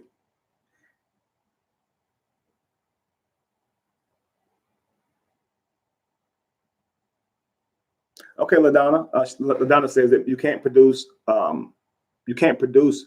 when you have sex with the same sex, and that makes it wrong. So, well, yeah, if you're trying to have a baby, okay, and you having sex with someone who has the same gender as you, then you are wrong. You're not correct, is what I would say. That's not how you have a baby. But I'm saying wrong, meaning morally wrong. Who are they hurting? Because what if nature don't want these two people to have babies? What if the woman has her tubes tied or has had a hysterectomy due to some condition that she had? If the man sleeps with her, is it wrong now because they can't have babies? Right? What if what if the man is sterile? What if he truly is shooting blanks and can't have a baby and a woman sleeps with him? Is that now wrong too? Because that can't have sex. So we have to look at every single aspect. Yeah, two gay people having sex don't create babies, but neither does every male and female having sex create babies. Some relationships go babyless, and because of some type of illness, some type of thing that could have happened in the past with the body, again, surgeries and certain things like that, he could have gotten fixed. Again, he could be sterile, and she could actually not have the ability to have children herself. Do they get to have sex? Do they get to have love? Do they get to be with someone who they can spend the rest of their lives with, even though no babies will be yielded from this love union?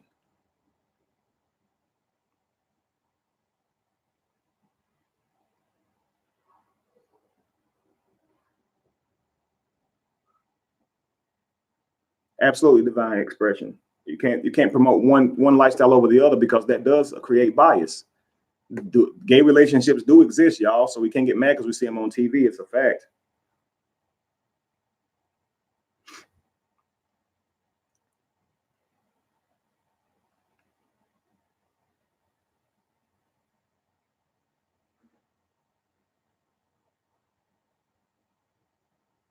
So William Robinson said we all like facts, right?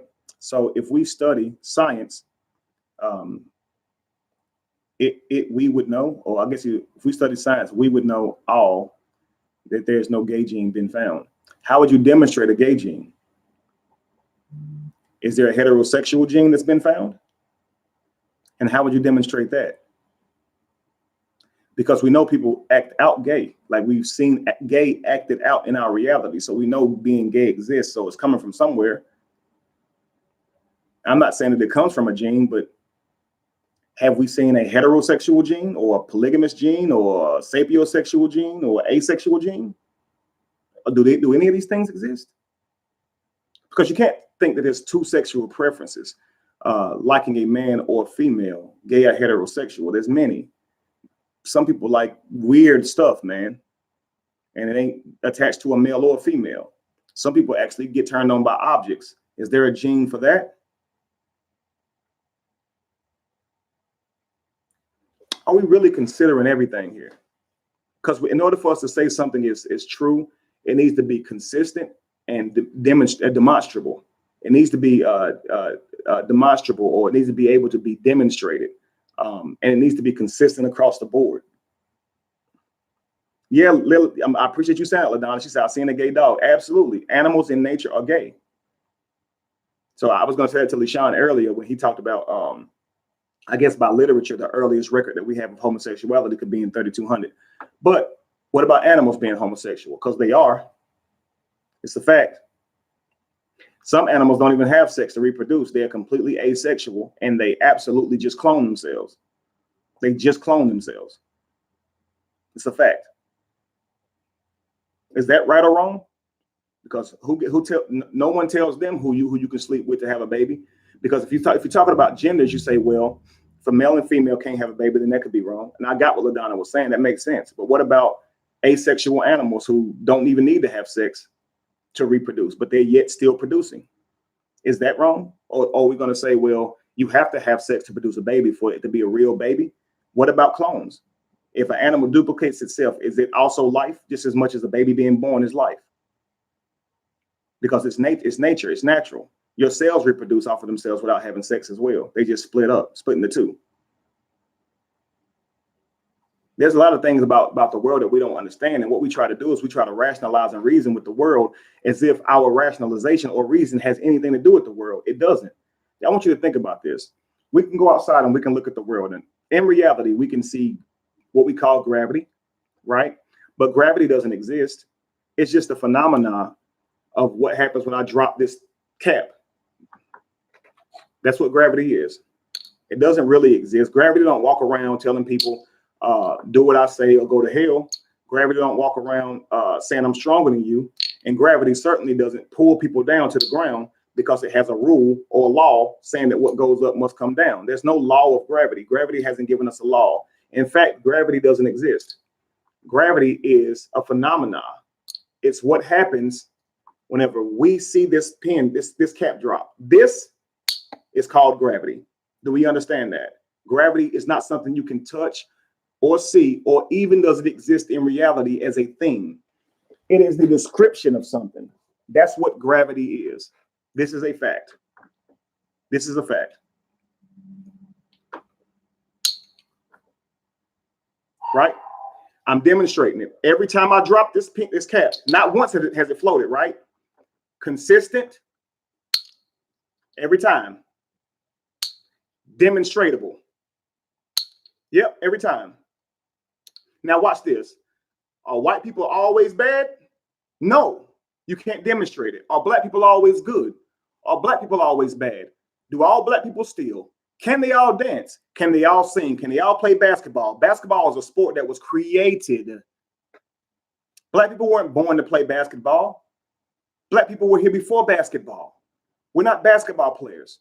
We're not football players. We're not boxers. We're not athletes. Do you realize this, right? These are things that we step out into reality.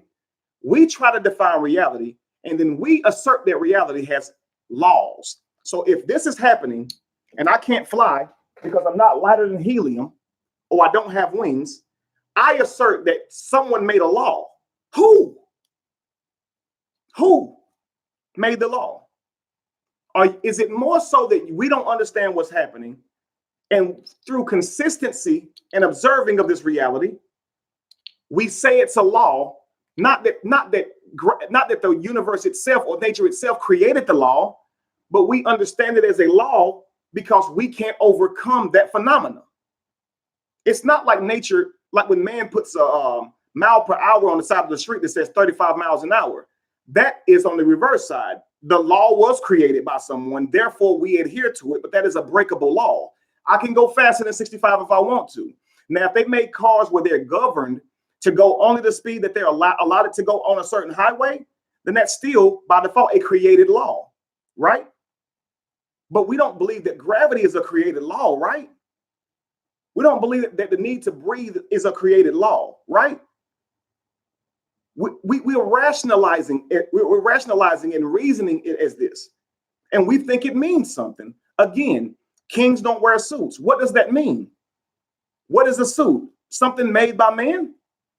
Who says a king wouldn't wear a suit? They wore robes.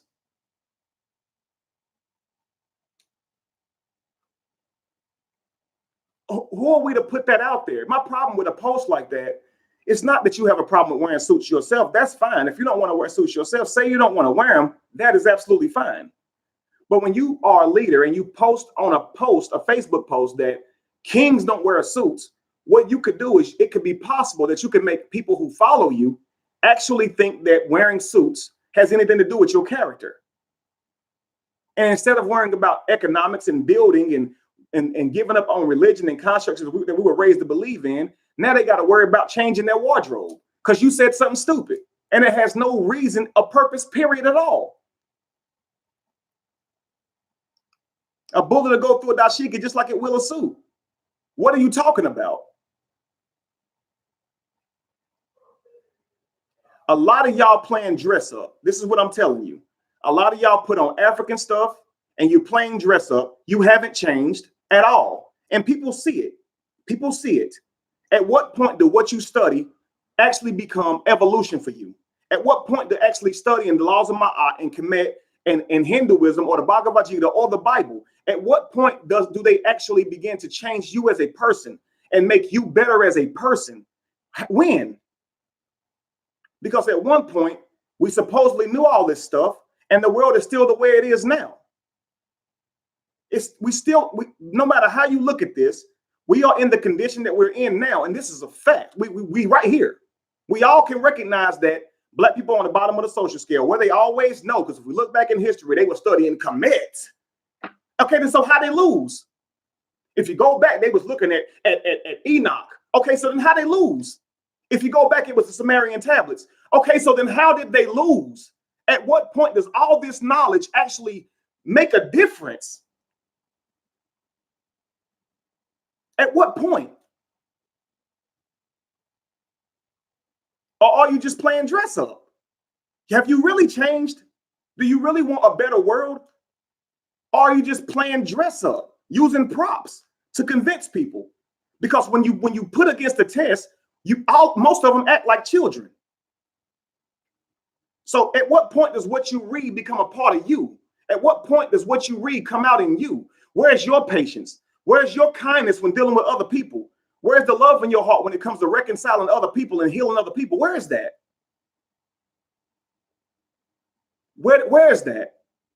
Because you've read the 42 laws of Ma'at. You saw the walls of Kemet. You can name every symbolic god over there, from freaking Heru to Aset to every one of them. Anubis, all of them. It's just like Pokemon. I know Bulbasaur and I know Pikachu. And what did that do for you, man? And then try to make somebody else think they got to learn that to be valuable in the world. They don't have to learn that. People can evolve without reading that. People can evolve without reading what you think is important for everybody to read. People can evolve by self-reflection. They really can. Where did this stuff come from? From man. So if that's the case, you can go back inside of you and recreate all this again, because it came from man. It didn't come from something else, right? I don't mind learning it. Don't get it twisted. I believe that we should learn it. I think that learning the symbolic deities, or I hate to even say deities, but the symbolic characters that we use to identify the sun and its movements. I love to learn it. I love learning the zodiac. Obviously, I have a thirst for knowledge. I love it.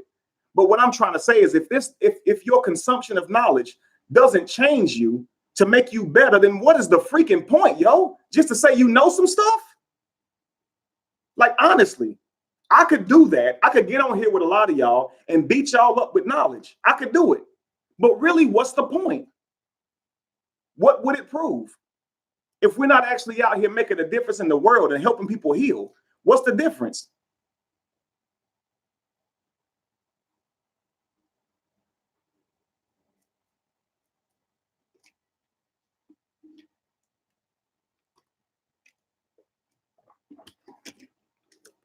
Out of everything, man, if you focus only on gay stuff, that just means that you have an internal problem. And you have to go ask yourself, why do I have a problem with who someone else sleeps with and they're not with me? Why would I have a problem with who someone sleeps with behind closed doors? If I'm getting jumped and a gay dude want to help me, please help me. I don't care that you gay.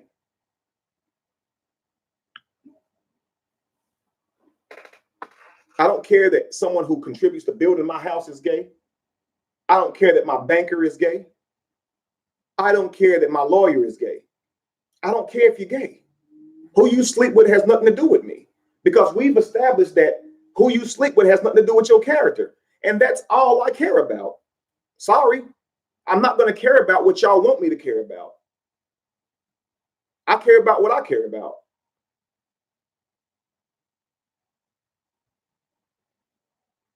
I get you, Melanin Goddess, but I want you to understand, I don't even care if it's natural or not. That's not my point. My whole point is, if someone, even if gay is not natural and they were injected with something or programmed to be gay, they are victims. It still don't mean that they should be treated badly. Do you understand that? You were programmed. You were programmed to hate each other. We kill each other like crazy. But we love each other and we trying to heal each other. We trying to, how many people on here have at one point hated yourself and now you don't, and you can see the growth in your life?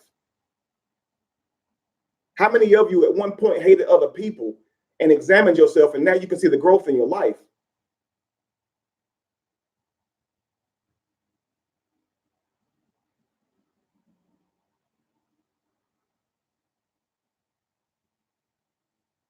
What if somebody wants to be polygamous or polyamorous?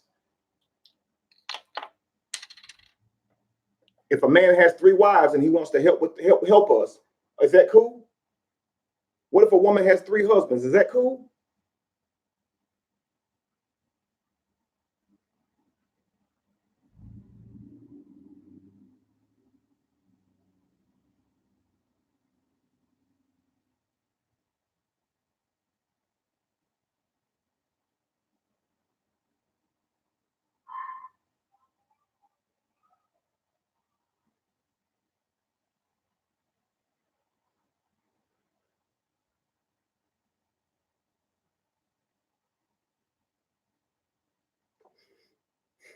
outside of polygamy, outside of polyamory, what if someone wants to have monogamous sex? Is that bad?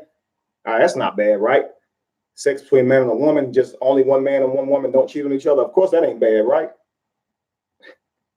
Because we're used to it. What about open relationships? Are they bad?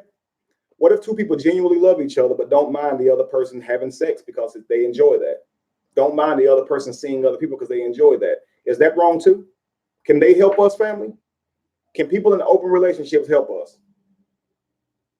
I'm just asking. Can they? Yes. Okay. Thank you, Melanin Goddess. Yes. People who are in open relationships. Well, what if they're in an open relationship with a white person? Dum, dum, dum. What if a man is in an open relationship with a man? Dun, dun, dun. All of a sudden, wait, okay, let me come back to that now. Okay, now that's wrong, right? What about casual sex? People who have casual sex, is that wrong? Can they be a part of what we're doing if they're not in a relationship and they just like casual sex and they don't want to commit to anybody? Can they help us? Friends with benefits, can they help us? Asexual individuals, can they help us?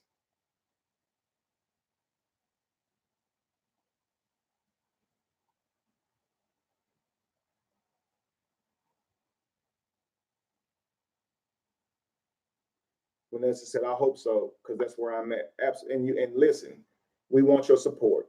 Y'all don't understand.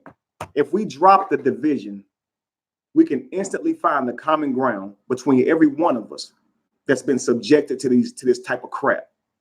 You understand that? If we can find the common ground, we can instantly unify with billions of people and be that much stronger, literally, potentially overnight.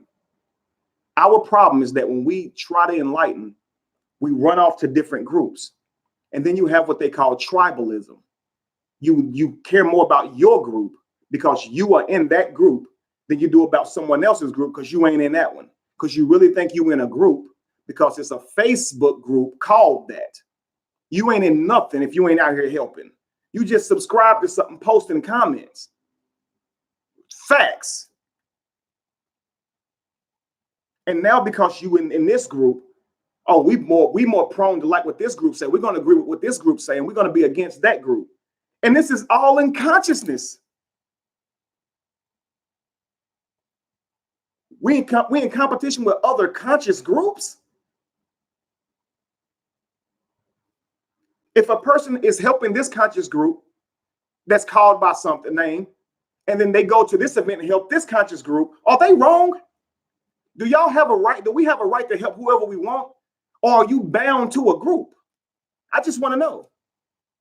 Because it's starting to feel like a religion.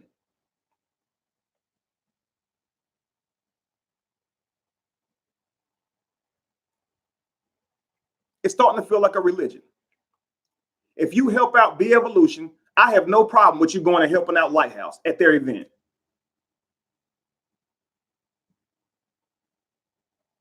That's stupid. We all the same. We all trying to move towards the same goal. Yes, we call our missions different names for sake of putting a movement behind it, right? Someone else who does their thing, they're over what they do. This is my mission. So yeah, you call it something because you want your song to sing. You want your purpose to be out there for everybody to know what you're about. And somebody else may not be such a good leader. And when they fall, you don't want them coming down on you. All that's understandable. But what I can't understand is the people, though, that support the groups. Why do they develop what we call tribalism? Where now this group is more important than the other. When you all look the same and you all have the same goal. I'm really trying to find this out.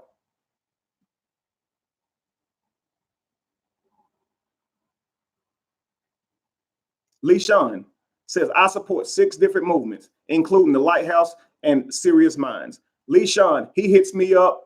He listens to Griff. He listens to Jamar. He listens to a lot of these teachers. And when me and him can rap and just talk about some of the stuff that he's learned. Never once have I said, wait a second, Lee Sean, man, you've been with me forever, bro. You got to only listen to me. Never once have I made this brother feel like he couldn't donate to nobody else, contribute to anything that anybody else was doing. If we're doing that, that makes it like a religion. And that's what we're trying to leave. Don't think just because you don't teach Jesus that you're not religious. We be religious because religious type thoughts hold your mind back.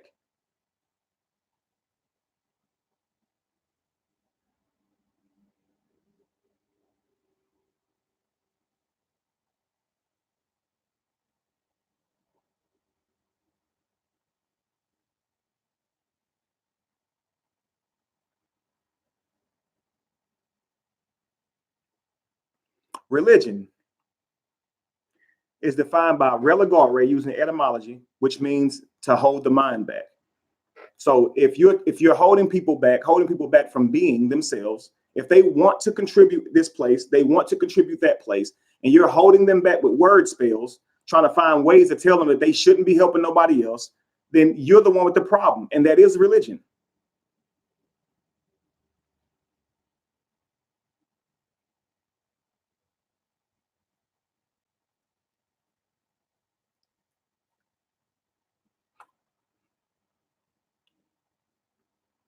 Like, just think about this, family. If I said, I just saw a pack of birds, a pack of fish, wouldn't that sound weird? Because it's supposed to be a flock of birds and a school of fish, a murder of crows, right? A herd of oxen. All these are words that they told us to use, and we somehow think that means something. A group of animals is a group of animals, whether you call it a murder or a flock. Do you understand that? Animals don't say that. Crows don't call themselves crows. They don't call parrots parrots. Parrots don't talk. They don't consciously know what they're saying. They're actually just repeating you. And we think parrots can talk because we hear what they're saying back to us. You understand what they're saying. That's like a dog thinking that we can bark. We don't know what we're saying when we bark. And when you bark, the dog look at you like you stupid, don't he? Because you're not saying anything, even though you think you barking. It's a vibration. It's a vibration. When you bark at your dog, he look at you like you stupid. He don't respond. You don't even know what you're saying. So why do you think if a parrot says Polly want a cracker that he actually think he's Polly? He actually knows what a cracker is, and he knows what want means. Y'all can't even define what want means, some of you.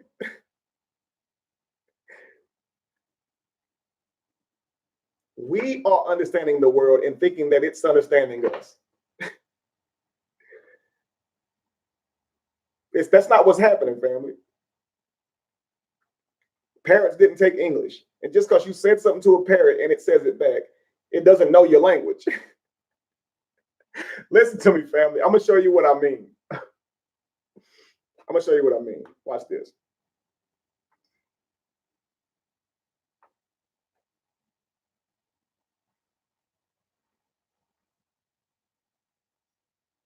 Let's see here.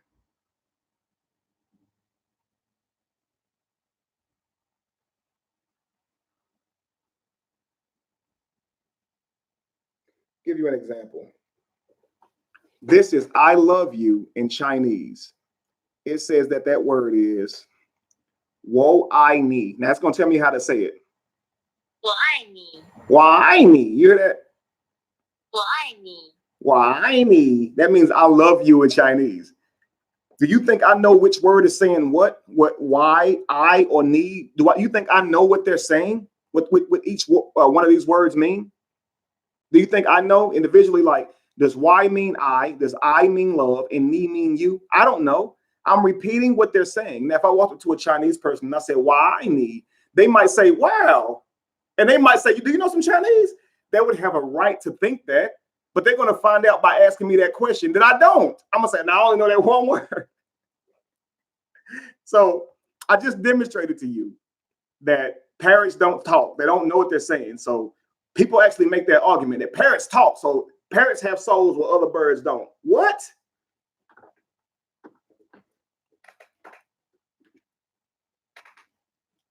Yes, family. Josh is working. Josh couldn't continue to do it, family.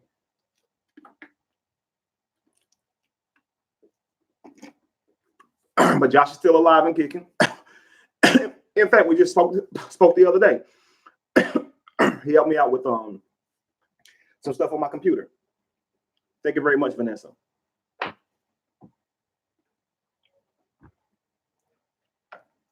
Okay, guys, so we've been going for a little while now. We 2 hours strong.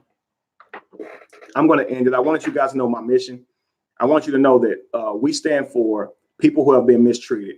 We stand for people who have been held down with program ideas, and any person who is human, who not is human necessarily, but has life. We only know it as one life. You should get to live your life as long as you're not causing any person harm. Do I agree with pedophilia? Heck no, because it causes harm to a child. It causes harm to an adolescent who doesn't understand sex yet. Yes, I have a problem with that. That causes harm. Kevin, do you have a problem with people stealing from each other and robbing each other and lying to each other? Absolutely. These things cause intrinsic harm on everybody around us. It hurts people. But do I have a problem with two women liking each other? Actually, no, I don't. And I don't see any reason why I should. Do I have a problem with two men liking each other? Actually, no, I don't. And I don't see any reason why I should. Do I have a problem with a black man liking a white woman? Actually, no, I don't. And I see no reason why I should. Do I have a problem with a black woman liking a white man? Actually, no, I don't. And I see no reason why I should. I don't see a reason why I should not like a Chinese person dating a Mexican, why I should like dislike a Hindu marrying a Japanese person. I have no idea why I should dislike an Alaskan marrying a Canadian. I don't know. I feel like if two people love each other, then dang it, love each other. One life is all you know of.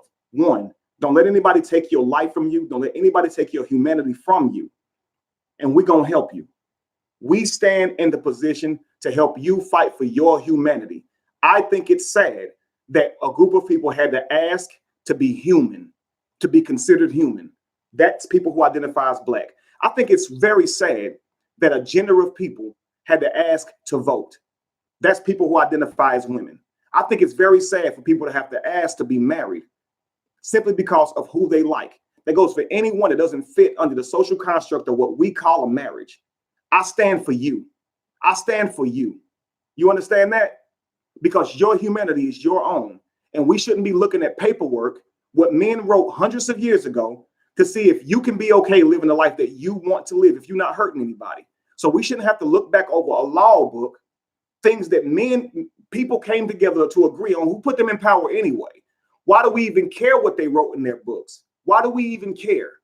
Why do we even care? You see my point? No one has the authority to tell you who a union is between a man or a woman, a white person, a black person, a Mexican, or a Hindu. Nobody has that right, period. Where God at? Did he speak? Did she speak? Did it speak? No. So where are we getting this crap? You just saying what's in your freaking mind, and you can't demonstrate this stuff. Now, you can use history and say, well, they did this in the past. What are we talking about now, bruh? Well, some people are doing this now. Well, we're talking about everyone. Are we to assume that because this happens now, that every person that identifies, because here's the thing. Yes, slavery is happening in Afghanistan right now, but people that live here that's from that country, should we arrest them because do they somehow contribute to it? Because they are from that place by DNA? Because you don't understand this. Inside of your DNA, there is nothing that says Africa, family. Africa cannot be found in your DNA. Neither can America, neither can Yugoslavia, neither can Egypt, neither can Europe. We're looking at markers that say what piece of land you came from on this mass that we call Earth. And based on where we think you came from, we call it a race. If you came from the landmass that we call Europe, we say you're European or Caucasian. If you came from the landmass that we now call Mexico, that was once California, you're now Mexican. If you come from the landmass called Africa, which was once called Akelbalan, you're now called African. The names of the landmasses you live on were named by men. Your DNA is named by men. Telling yourself that you are African DNA tells you no more about yourself than you knew to begin with. Who are you in here? Who are you as a person and an individual? Identifying with some culture that existed years ago don't make you a better person. Only you can do that. I'm done. I love you all. Be the evolution. Be the change that you want to see. And no candle loses its flame, family, by lighting another. Be the change that you want to see. Don't worry about other people, family. And please go to www.betheevolution.org and support the shirt. Buy the shirt, take photos in the shirts. When people ask you what the shirt means, tell them we stand for people's humanity. We stand for everybody's humanity. You should have your humanity, and nobody should be able to take that from you. The world is messed up enough. You are already subject to coming into this world, born into a poor place where there's no food for you, and that ain't your fault. And then you subject to having to go along with what this world says you should go along with, and that's not your fault. And then you're subject to the parents that raised you and their intelligence and what they give you, and that's not your fault. You're subject to what your parents gained and earned and what they can do for you coming up. So your life is what they can provide, and that's not your fault. And somehow when we become adults, all that becomes our fault because we're judged by it. That's crazy.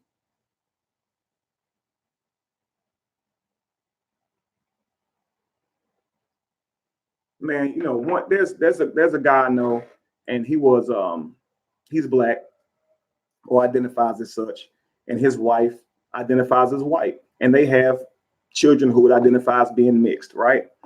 And they married when they were young, and he hated himself then. He says he didn't like black women either. He just didn't like his skin because of what we were raised to believe. And I can agree with that. I never disliked black women, but I definitely disliked myself, right? So I understand where he's coming from. So he didn't want to date anyone who looked like him, who reminded him of what he hated. And then he became knowledgeable. He got versed in his culture. But guess what? He's still married to a white woman. And he says, Kev, like, I want to help, but does that mean I have to stop loving my wife? I love her. Like, I have children with her. We've had a whole life together. Who told you that, bro? Well, I asked Dr. Umar if I could be part of the movement, and he said no. Well, why'd you ask Dr. Umar? See, Dr. Umar ain't the one with the problem. He's stating how he feel in his mind. You're the one with the problem for feeling that Dr. Umar has a say-so on what you do with your life. You want to help? Help. Do you want to do? Do. Nobody's stopping you. Nobody can stop you. If you're white and you see that this world has been subjected to white supremacy, and you clearly see that you benefit from this structure, just like other white people that I know, admit it. I don't mind having your help. I'd love to have it. It's going to take many hands together to change this world, family. Many cultures, many of what we call races. I'm not trying to create even more division. I'm literally trying to end it. And that means we got to drop all these biases that we have. We have to, if we're going to be better people, if we're going to evolve. I want to see a better world. And I know we won't see it if we're still mad over the past and still mad over what each other look like, over what skin you in. None of us chose that. None of us did. Now, I know I'm going to lose a lot of you. I thought a lot about this before I made this video. I don't want to. I love you all. I need your help. But I can understand.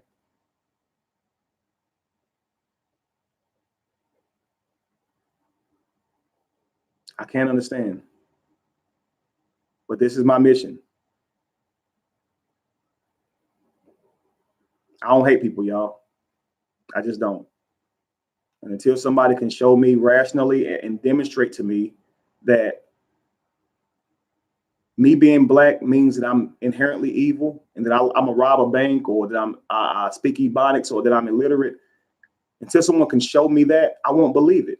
And until somebody that can show me a white person is inherently going to want to enslave you or push on you white supremacy or superiority complex, then I can't rightfully believe that either. I don't believe all Chinese people know karate either. You understand? I don't believe in this stuff. I know that we are just a result of what we taught, man. And until we realize that, we're going to keep on producing what they want us to produce. You are a robot designed for something, to create hate and division. It's time for you to malfunction, go against your programming, and rise and be a better person. And I'm telling you, no amount of reading the laws of Ma'at or studying Imhotep or any of this stuff is going to just do that for you. Because I know people who know all this stuff like the back of their freaking hands, and they're still assholes. They're playing dress up, literally playing dress up, literally. They got on African garb. They doing African crap that you think is African. And just because they take a photo with a dashiki or something like that on, y'all think that they somehow in touch with something. It's Facebook. They got the same Facebook accounts as you. They go home and do the same crap as y'all. We all human. Now, am I saying that they shouldn't be listened to? No, because people have information. That's great. With information, you can change, you can grow. But I'm saying don't think that they all high. Please don't. They're not. They can be wrong. In fact, they be wrong about a lot of stuff. I just don't bother them about it. It's not that important to me.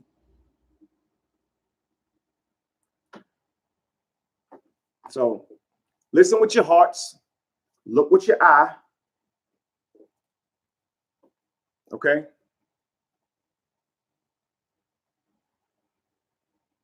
That's all. I love you all. Be the evolution. Be the change that you want to see. And no candle loses its flame from lighting another. Peace, family.